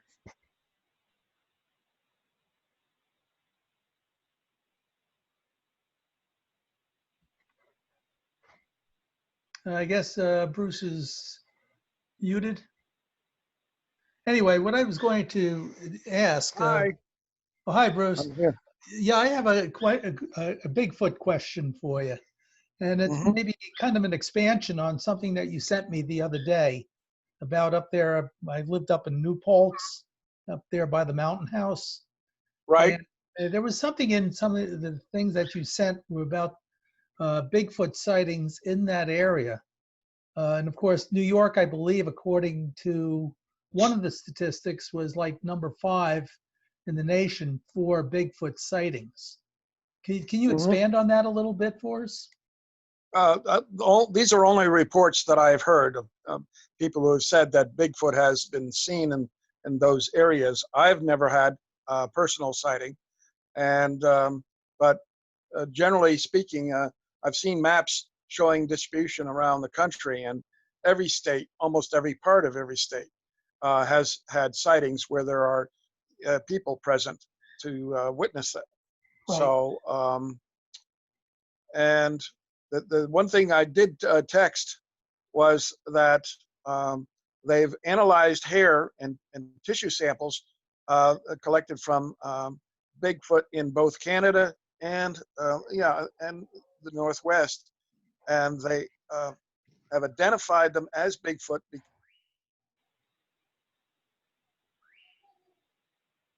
Hello? I think we just lost Bruce. He's not muted. Are you still there? Are Oh, you yeah. still there? Okay, there we are. Okay. Yeah, they identified them as Bigfoot because they were almost indistinguishable, the DNA, from human. Mm-hmm. And they are. They're Almost. like us. Yeah. They're almost like a missing link. And but they're also higher they're higher spiritually speaking. They're multidimensional. They are what we will be, if that makes sense. And I believe. Yeah, with the body odor too. Yeah. Well, that's a defense mechanism. I have to say, I don't think Yes, I know. they smell like that. I think that when they want to get rid of somebody, they will put out that odor, very much like a skunk would. But I think I we're agree. going to start seeing a lot more sightings of Bigfoot, or whatever you want to call them, Yahweh, Bigfoot, Yetis, and and they have different relatives. There are different tribes, so there are different kinds. So the North American Bigfoot Sasquatch is going to be different than the Yeti, and is going to be different than other indigenous beings that are inhabitant of certain areas. But they're just like us, except they're highly evolved. They're our ancestors, and I think every one of us can connect to them. If for any reason Don't. Yeah, go ahead. Hello? Go ahead, Bruce. Well, don't let a Bigfoot sit on you, because then he becomes a sit squash. Could be, yeah. Okay. They anatomically they're very big, unless they're juveniles or young. They are large, and again, they are more highly developed than we are, spiritually speaking, and they're here to guide us and to help us remember who we are. We are, and I guess that's where I like to talk about, when we wrap this up, where we're going as far as a human race. Are we going to delve into a dark side, or are we going to become who we really are? And we're spiritual beings living in a physical reality, and it's time to remember each and every one of us have a connection to God, which is source. And I'm not talking religion, I'm talking more of a spiritual presence. And it's time that we are transiting from one dimensional state to another. And I think right now, where we're going through a lot of very uncomfortable things in our world, but eventually that's going to change if we choose it to be. And we will have the opportunity to see into this other state of being or reality, if that makes sense. And intuitives such as myself, and I'm sure many of you, you may have had a glimpse of that side of it, because it's it's all around us. All you have to do is acknowledge it. And I'm not talking about any kind of a psychiatric issue, or you're bipolar, you're schizophrenic, or you're crazy. You're not. What you're doing is you're tapping into what already is here, and it's it's our opportunity and our chance to connect, because the more we spend our time connected to only technology, such as devices, cell phones, TVs, and all of that, that can lead us to a different spiritual level, and not the spiritual level that we can tap into from within, if that makes sense. And I think that's what we all need to do. And I see it coming. I mean, you know, all this stuff with trafficking, it's all going to come to light. We're going to start seeing the house of cards fall, and it's coming very, very soon. It's around the corner, in my opinion, in my belief. But now is the time to awaken, the great awakening, so to speak. And that's just for my humble opinion. But I look forward to everyone seeing Bigfoot or experiencing Bigfoot. And I can tell you, if you call out in your mind and you want an experience, you will have it. And it may or may not be a 3D experience. It may be something you hear or something you see, but jot it down, and you'll have more. So it's interesting times ahead, I think. Absolutely. Let me whiplash around again. Going back to early in your presentation, especially with the photograph of the UFO and Patty's UFO. The area, obviously, of central New Jersey is, as you said earlier, a hotbed for UFO activity and has been for years. Why do you think that is? You personally? Well, I you know, it's interesting, Joe. I think it has to do with the lay of the land and certain natural portals. And I think that is why you will have UFO activity in certain areas more than others. Very similar to aircraft. You know how they follow a certain path? Yep. You know, they have what do you call them in A course. I'm sorry? They follow a course. Yeah. They follow a course. Flight path. A flight path. That's what I meant to say. Well, it's the same thing. There are different ley lines, and there are different areas where you're going to have a larger opportunity to experience or see or connect to this kind of phenomenon. And that's what I think it is. I think where I grew up, I was born in Trenton and grew up in Mercer County. I still reside here in Mercer County. And if you go back and you even look, George Filer has talked about his recordings and experiences. And he's from the area as well. And we have a number of people that have had Mindy and Frank Chili. You know, they've all had different experiences, and they're all from this area. So I think that although there are places throughout the entire world, you're going to have individuals that have had similar experiences or different ones. I think it has to do with the lay of the land and natural portals. Personally speaking, I've seen them all over the world. So, but especially here in Central Jersey. Yeah. Let me. New Jersey, I can tell you. Not just the Jersey Devil and the old folklore. I always believe where there's smoke, there's fire. And with all the different kinds of folklore, there are stories and there's something to them. Yeah. They might not be the whole entire story, but where there's smoke, there's fire. And I think that a lot has happened in New Jersey, honestly. Yeah. Excuse me. Yeah. Is Hamilton County in northwestern New Jersey, as I recall? Hamilton Township. Or Hamilton Township, is it? Yeah.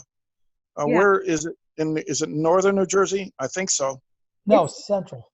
It's Central. Okay. Yeah. Because I live in Red Bank, New Okay. Jersey, and I went and studied up in the Wallkill River Valley of near Pine Bush. I did a 11-year study up there and recorded many. That's a hot spot. Yep, I have a book out on that. Bruce, I think you also had an interesting sighting on the Garden State Parkway. Oh yeah, yes, I was followed for 72 miles by two craft going from Atlantic City up to Red Bank. Yeah. and actually telepathically communicated with the pilots. Mm-hmm. So, Very interesting. and then I Right. discovered 12 days later when they appeared over my bed as a holographic projections with a non in decompression suits floating in space with an alien in another kind of decompression suit. I met those two pilots, and they turned out to be my children. Yeah. Yeah. Well, you Yep. know, that's actually interesting because some people would say, oh, come on now, that's crazy. But what they're doing is they're coming back to say hello.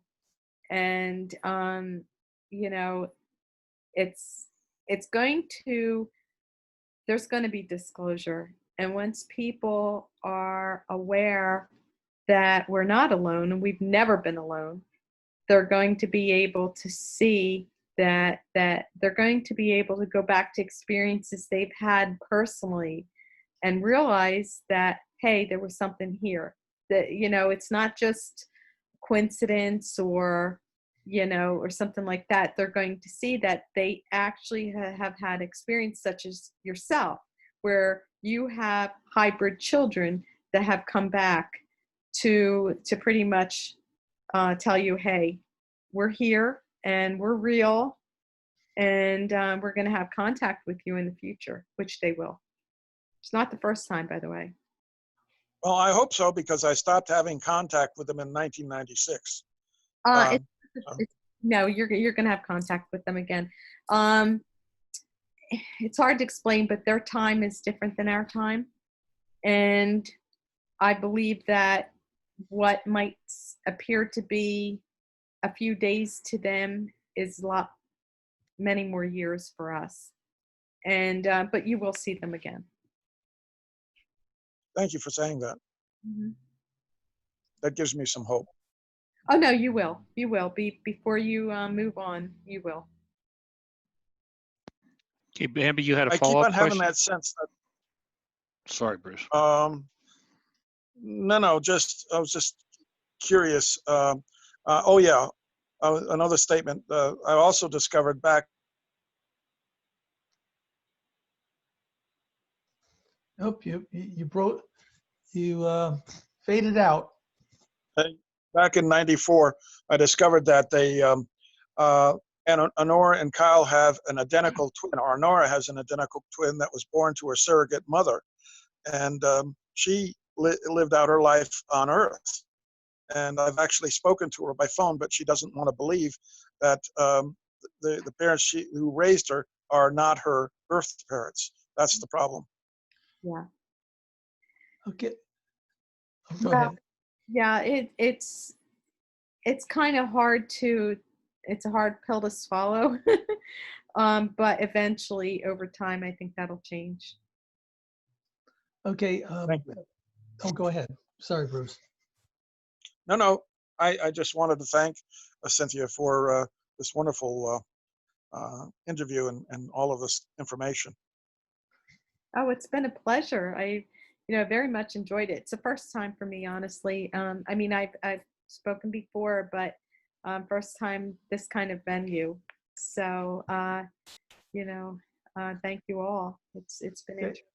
So let's see. I think we have some more comments and questions. Bambi, I think you have a question. Do you want to ask it yourself? Okay. Hi there.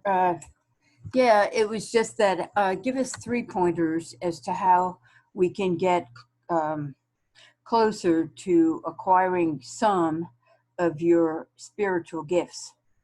3 pointers that we can use and learn to become closer to what you know as gifts.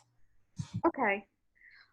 Well, right now, one of the issues I think for everyone is that we're bombarded with energy, electromagnetic energy, and it kind of makes it very hard to tune in. Of course, everybody says you have to tune into yourself, which you do. But the first thing I think that you need to really look at is the pineal gland. You have to try to decalcify your pineal gland. Okay? How do we do that? Number one, we have fluorinated water. We have fluorinated toothpaste. We have all these added ingredients in our food. And I believe it's done on purpose to keep us disconnected. So my first thought is that you need to try to decalcify your pineal gland. And the way to do it is do not use fluorinated toothpaste. You can get non-fluorinated toothpaste. You can use baking soda. That's just as good, and you can add peppermint essential oil to it, and it'll clean your teeth just as good as anything else. That's number one. Secondly, you have to look at your diet. Less meat is better. I'm not saying to become a vegetarian, but less meat is more. So and the reason for that is because when we eat food, and we are meat eaters, we are. And so I'm not telling you not to eat meat, but we take on the vibration of that animal that we consume. So you have to first bless your food. You have to ask Spirit and God to help you to connect and to change the vibration of the food that you consume. So you need to start doing that on a daily basis. And the third part of it is really you have to, and it's hard for all of us, myself included. You have to try to find time to have that quiet time. Take your shoes off, take your socks off, unplug the TV, unplug the phone, or not unplug the phone, but turn off the phone. Go to an area that is, wooded or quiet. Put your feet on the ground, connect to the mother. And if you do all of that and you do it every day with the intention to reconnect to who you truly are, you're going to start having experiences, and you're going to remember. You're going to remember your past lives. You're going to remember your childhood experiences, things that you have forgotten and haven't thought of for 40 years, for some of you. And I know for myself personally, I've always, why am I here? What is my goal? It's got to be more than just to work and have a paycheck. It's got to be more than that. So you have to ask your guides, we all have them, to give you some insight as to what your role is here, because we are all here for a reason, particularly right now. We're at a very important time, more so than we can ever say, than I could say. We're in transition from one state of being to another, and we're all going to wake up. You're going to wake up one day and you're going to see that things are different. I've had experiences in the past, and visions. I have visions too, but I had one years ago. I was in my 30s. I'm now close to 60. So, but in my 30s, I had a experience where there was it started out as a vision, and there was a Native American who happens to be one of my guides, and he was at the door, and he gave me an envelope, and he told me to go back and to open the door. So I did in my dream, and when I opened the door of the place that I actually had lived in at the time, I opened the door and everything was different. The energy was different. The trees were a different color. There were spirit beings. It was just so incredibly beautiful. And there was a flowering bush next to me in this dream. And when I went to pick it, I saw a Native American in full regalia that I recognized as grandfather. And in my mind's eye, I called him grandfather. And he said, "Granddaughter, teach the people so the people will live." And I, for years and years, never understood what that meant. And now I think what it means is that we have to all take ownership and responsibility to teach others that none of us are unique. We're all human beings living We're spiritual beings living in a human reality, and it's time for us to embrace God and to go to that next level. And I think that, you know, my personal experience and many after that was just an awakening for me on a personal level, so that in the future I could help in my own way, whatever that is. And I truly believe that some people are meant to be journalists and to spread the message that way. Others are meant to be empaths and intuitives and to teach others how to connect to their abilities. And I think that's part of my role here. But also to help us to transition from one state of being to another. And I think it's coming, and I think it's coming soon. So, you know, I don't know if that answers your question, but. Cindy, let me expand on that a little bit. Do you believe that you have come to that transition point that gave you that insight? And if so, is that the spirituality that we're talking about? You know, as we go from we transit from this to that. People talk about transition from living to dead, but I think there's other stages in between. There's the spiritual aspect of it. That's like the light going off. It's like the switch being thrown, and all of a sudden what you were 1 second, 5 seconds later, you're entirely different. Correct. And I think that's what's coming.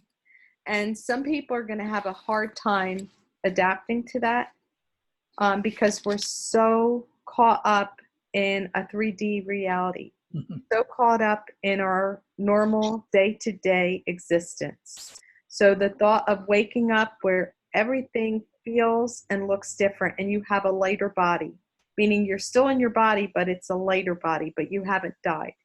So that's what I believe is coming. I've already sensed it, but at the same time, there are things happening on this earth, and I have to say this, that are trying to prevent that from happening. Part of it is the chemtrails, the GMOs, the genetically modified foods, the unpure water, the fluorinated toothpaste, the fluorinated water, the electromagnetic pulse waves that we all experience. I think that is being done on purpose because for whatever reason, there are certain individuals in powers of position, or were in powers of position, should I say, that don't want us to reconnect with God. It's not going to happen, but I think that that's a hidden agenda. So right now we're going in kind of a tug of war. Where are we going to be as far as humanity is concerned? Are we going to stay in a 3D reality, which is chaotic and not the best vibration, more of a satanic vibration? Or are we going to ascend and be who we truly are, which we are much more than what we think we are? Absolutely.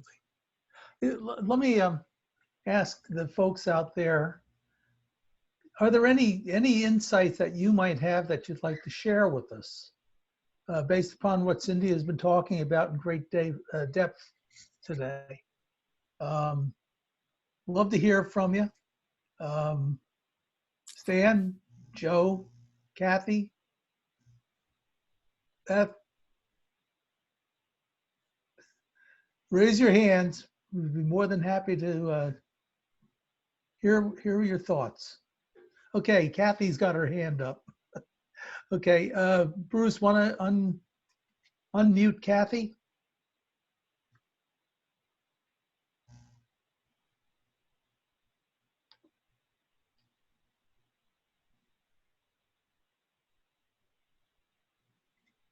Bruce, are you there?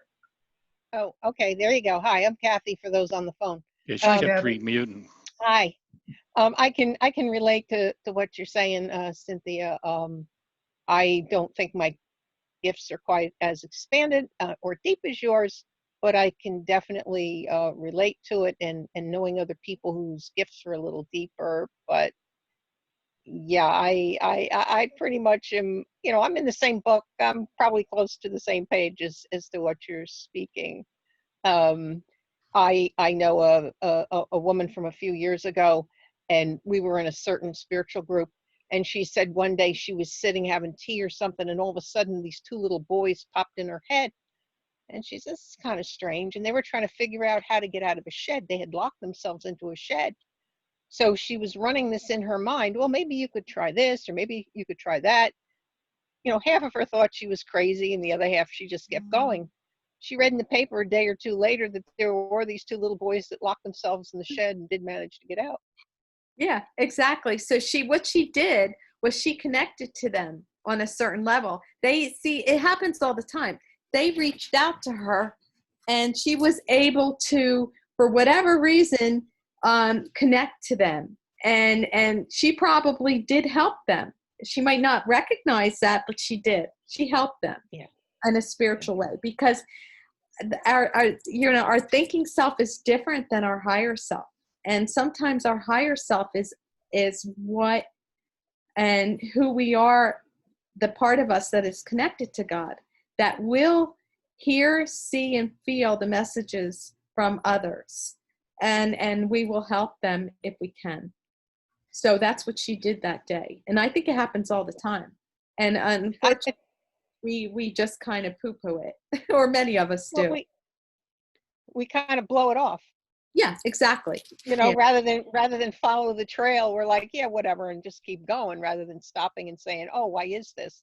Or Correct. why is somebody, you know, why am I thinking about this person, and all of a sudden out of a blue, you know, you hear from them or hear something happen.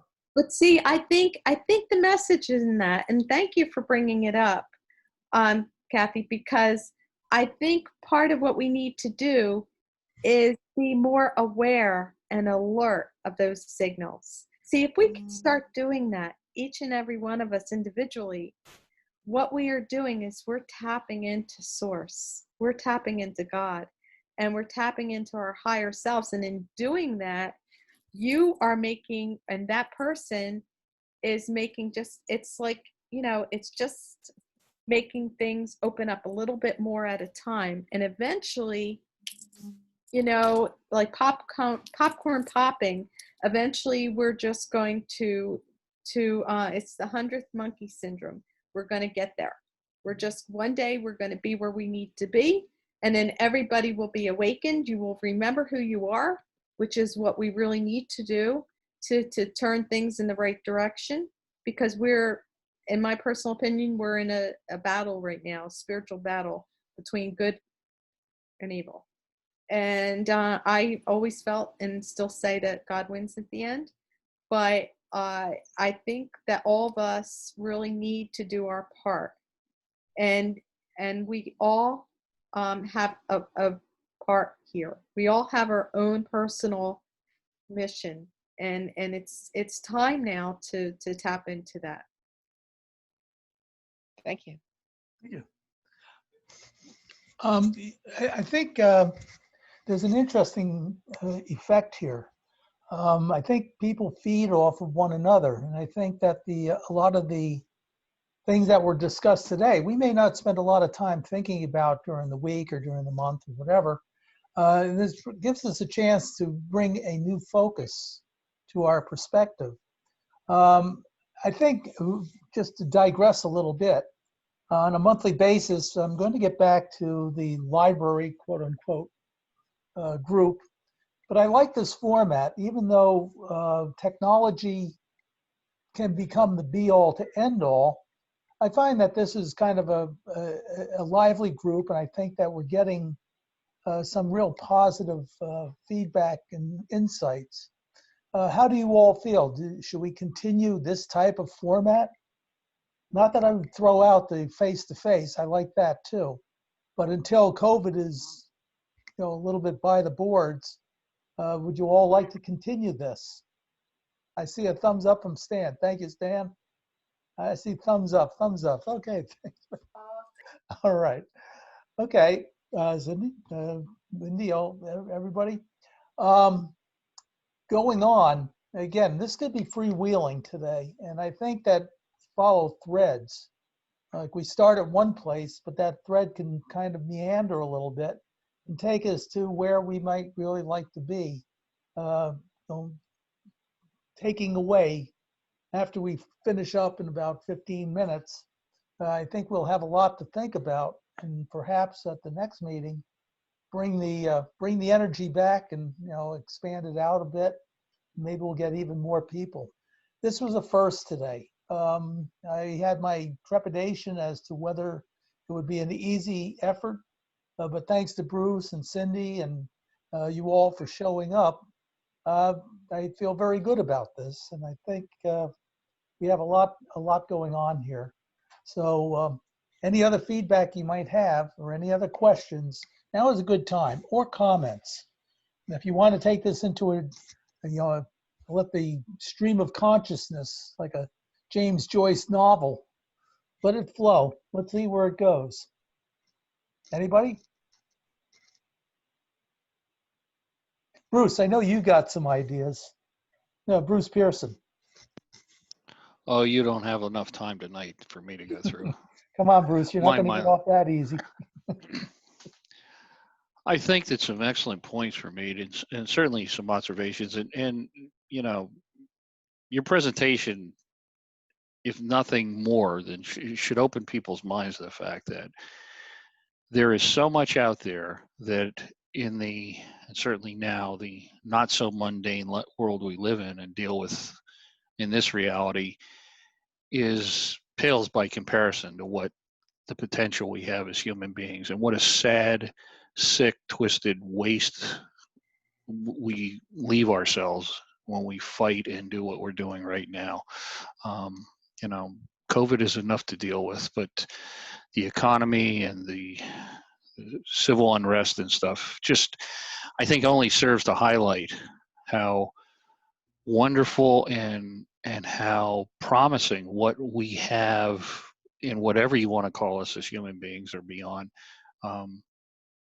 puts on our doorstep, and we squander it. So many people are not even able to comprehend these kind of topics because it's so foreign to what they deal with on a daily basis. And that's not a criticism of them. I just say that we seem to be so mired in the nuts and bolts of trying to get through a day of life. I mean, to me, it's always enlightening to be exposed to the kind of things that you've been able to do and your accomplishments. And so many times in my career doing documentaries and meeting people, it just, I think in a positive way, in a very selfish way, it puts things in such a clear perspective to how a lot of this stuff really, we have to deal with it. We all have to deal with it. We have to pay the bills. We have to get up. We have to do the things we have to do. But it just really doesn't matter in terms of what the greater potential we have out there. And I think that, I don't know if it's more so now or less, that I think that these type of meetings, in my mind, are such a positive focus on what is possible that at least relieves us from some of the psychological stress of having to deal with nothing but bad news day in and day out.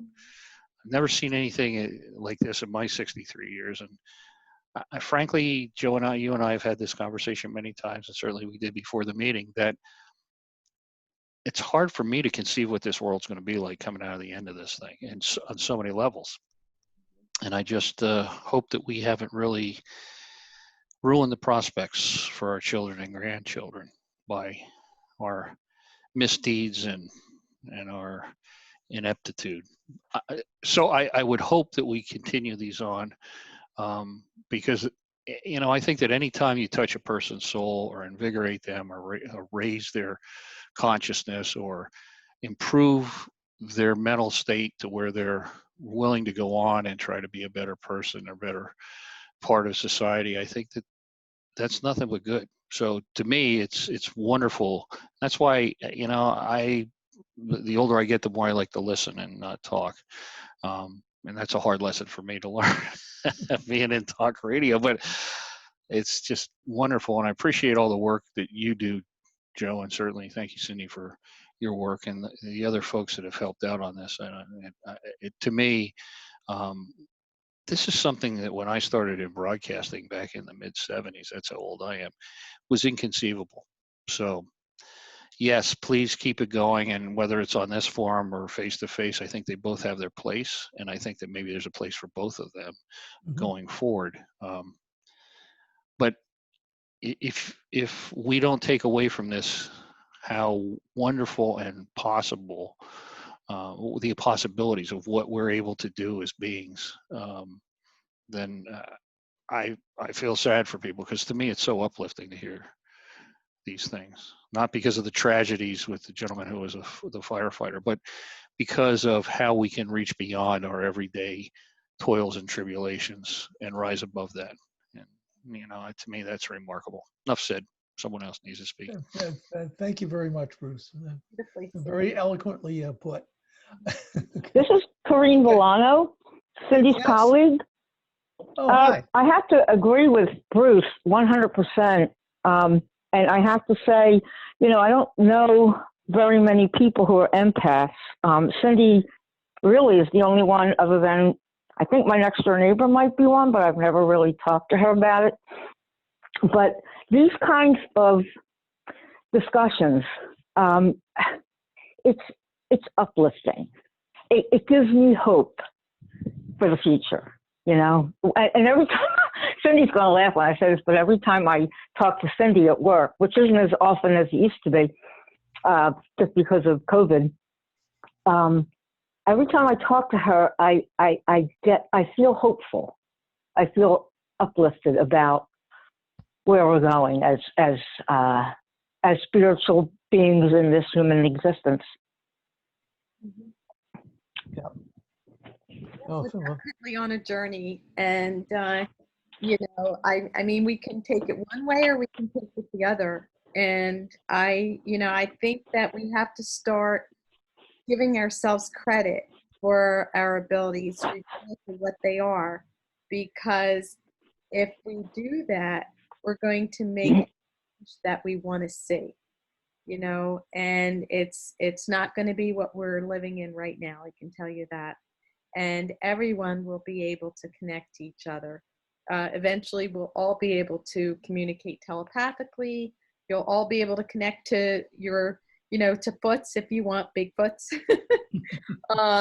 or other spiritual entities or beings from other realities or planets. It's possible. And you just have to manifest it. You have to know that you can do it, and you have to do it. And I think that's where we're going now. Yeah, I agree. I agree with Cindy. And since we are going to keep it going, let me just do a little housekeeping, if you will. Obviously, before the pandemic struck us full force, I had a couple of presentations, Cindy's being one of them, lined up. Another one was going to be with Jen Stein and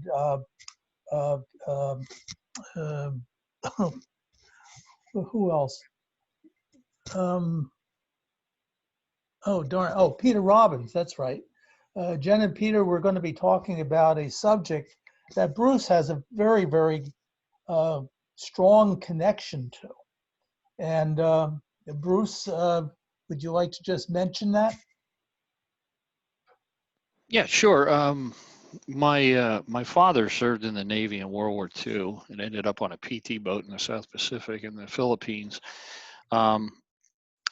It's an interesting story, but the Reader's Digest version is, at one point in 1944, I believe it was, he had a visit from Secretary of the Navy Forrestal on the PT boat. He was not a squadron commander or anywhere up the ranks. From what my mom has told me, and I never got to speak to him about this, but in a move in keeping some of the family heirlooms, I came across a letter that was written to my dad personally from James Forrestal in 1946, thanking him for all his exceptional service. And after he had returned to the States here, he received that letter down in Bound Brook, New Jersey, when he lived down there. In any event, my mom is up visiting. She's 94, still sharp as a pin, and still could kick me right in the keister. But going through a bunch of family heirlooms and so forth. As a matter of fact, yesterday, her and my sister came in and said, "Hey, we got a surprise for you." They actually went through a photo book which has pages of pictures of my dad and Secretary Forrestal, Admiral Kincaid, I think it was the 5th Fleet Commander, General MacArthur on the PT boats. So my mom told me the story about it, and it's a fascinating story. I don't have all the pieces of it, but it's almost too hard to understand and believe. But my dad had told my mom that, you know, he had said that he had a mission or a project that he wanted my dad to be involved with after the war, and he would contact him. And in fact, he did, but unfortunately, his life was cut short because of a quote-unquote suicide out of the 13th floor of the Bethesda Walter Naval Reed. Hospital. Yeah. Was it Bethesda Naval Hospital or Walter Reed? I I think forget it was which. Walter. I think it was Walter Reed. In any event, he never had the chance to follow up with my dad. So it's an interesting story, and I think it's timely. And frankly, I didn't realize that Jen and Peter were doing the documentary on.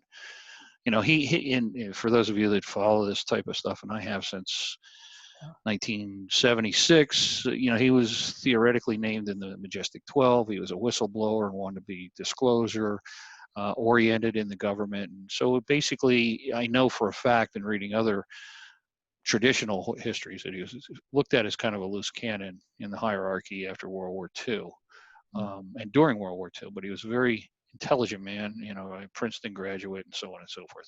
So that's something that we need to look into, and the facts are there, the pictures there, the letters there, and you know, my mom's at least second person testimony. So that didn't want to take a lot of your time, but it's fascinating.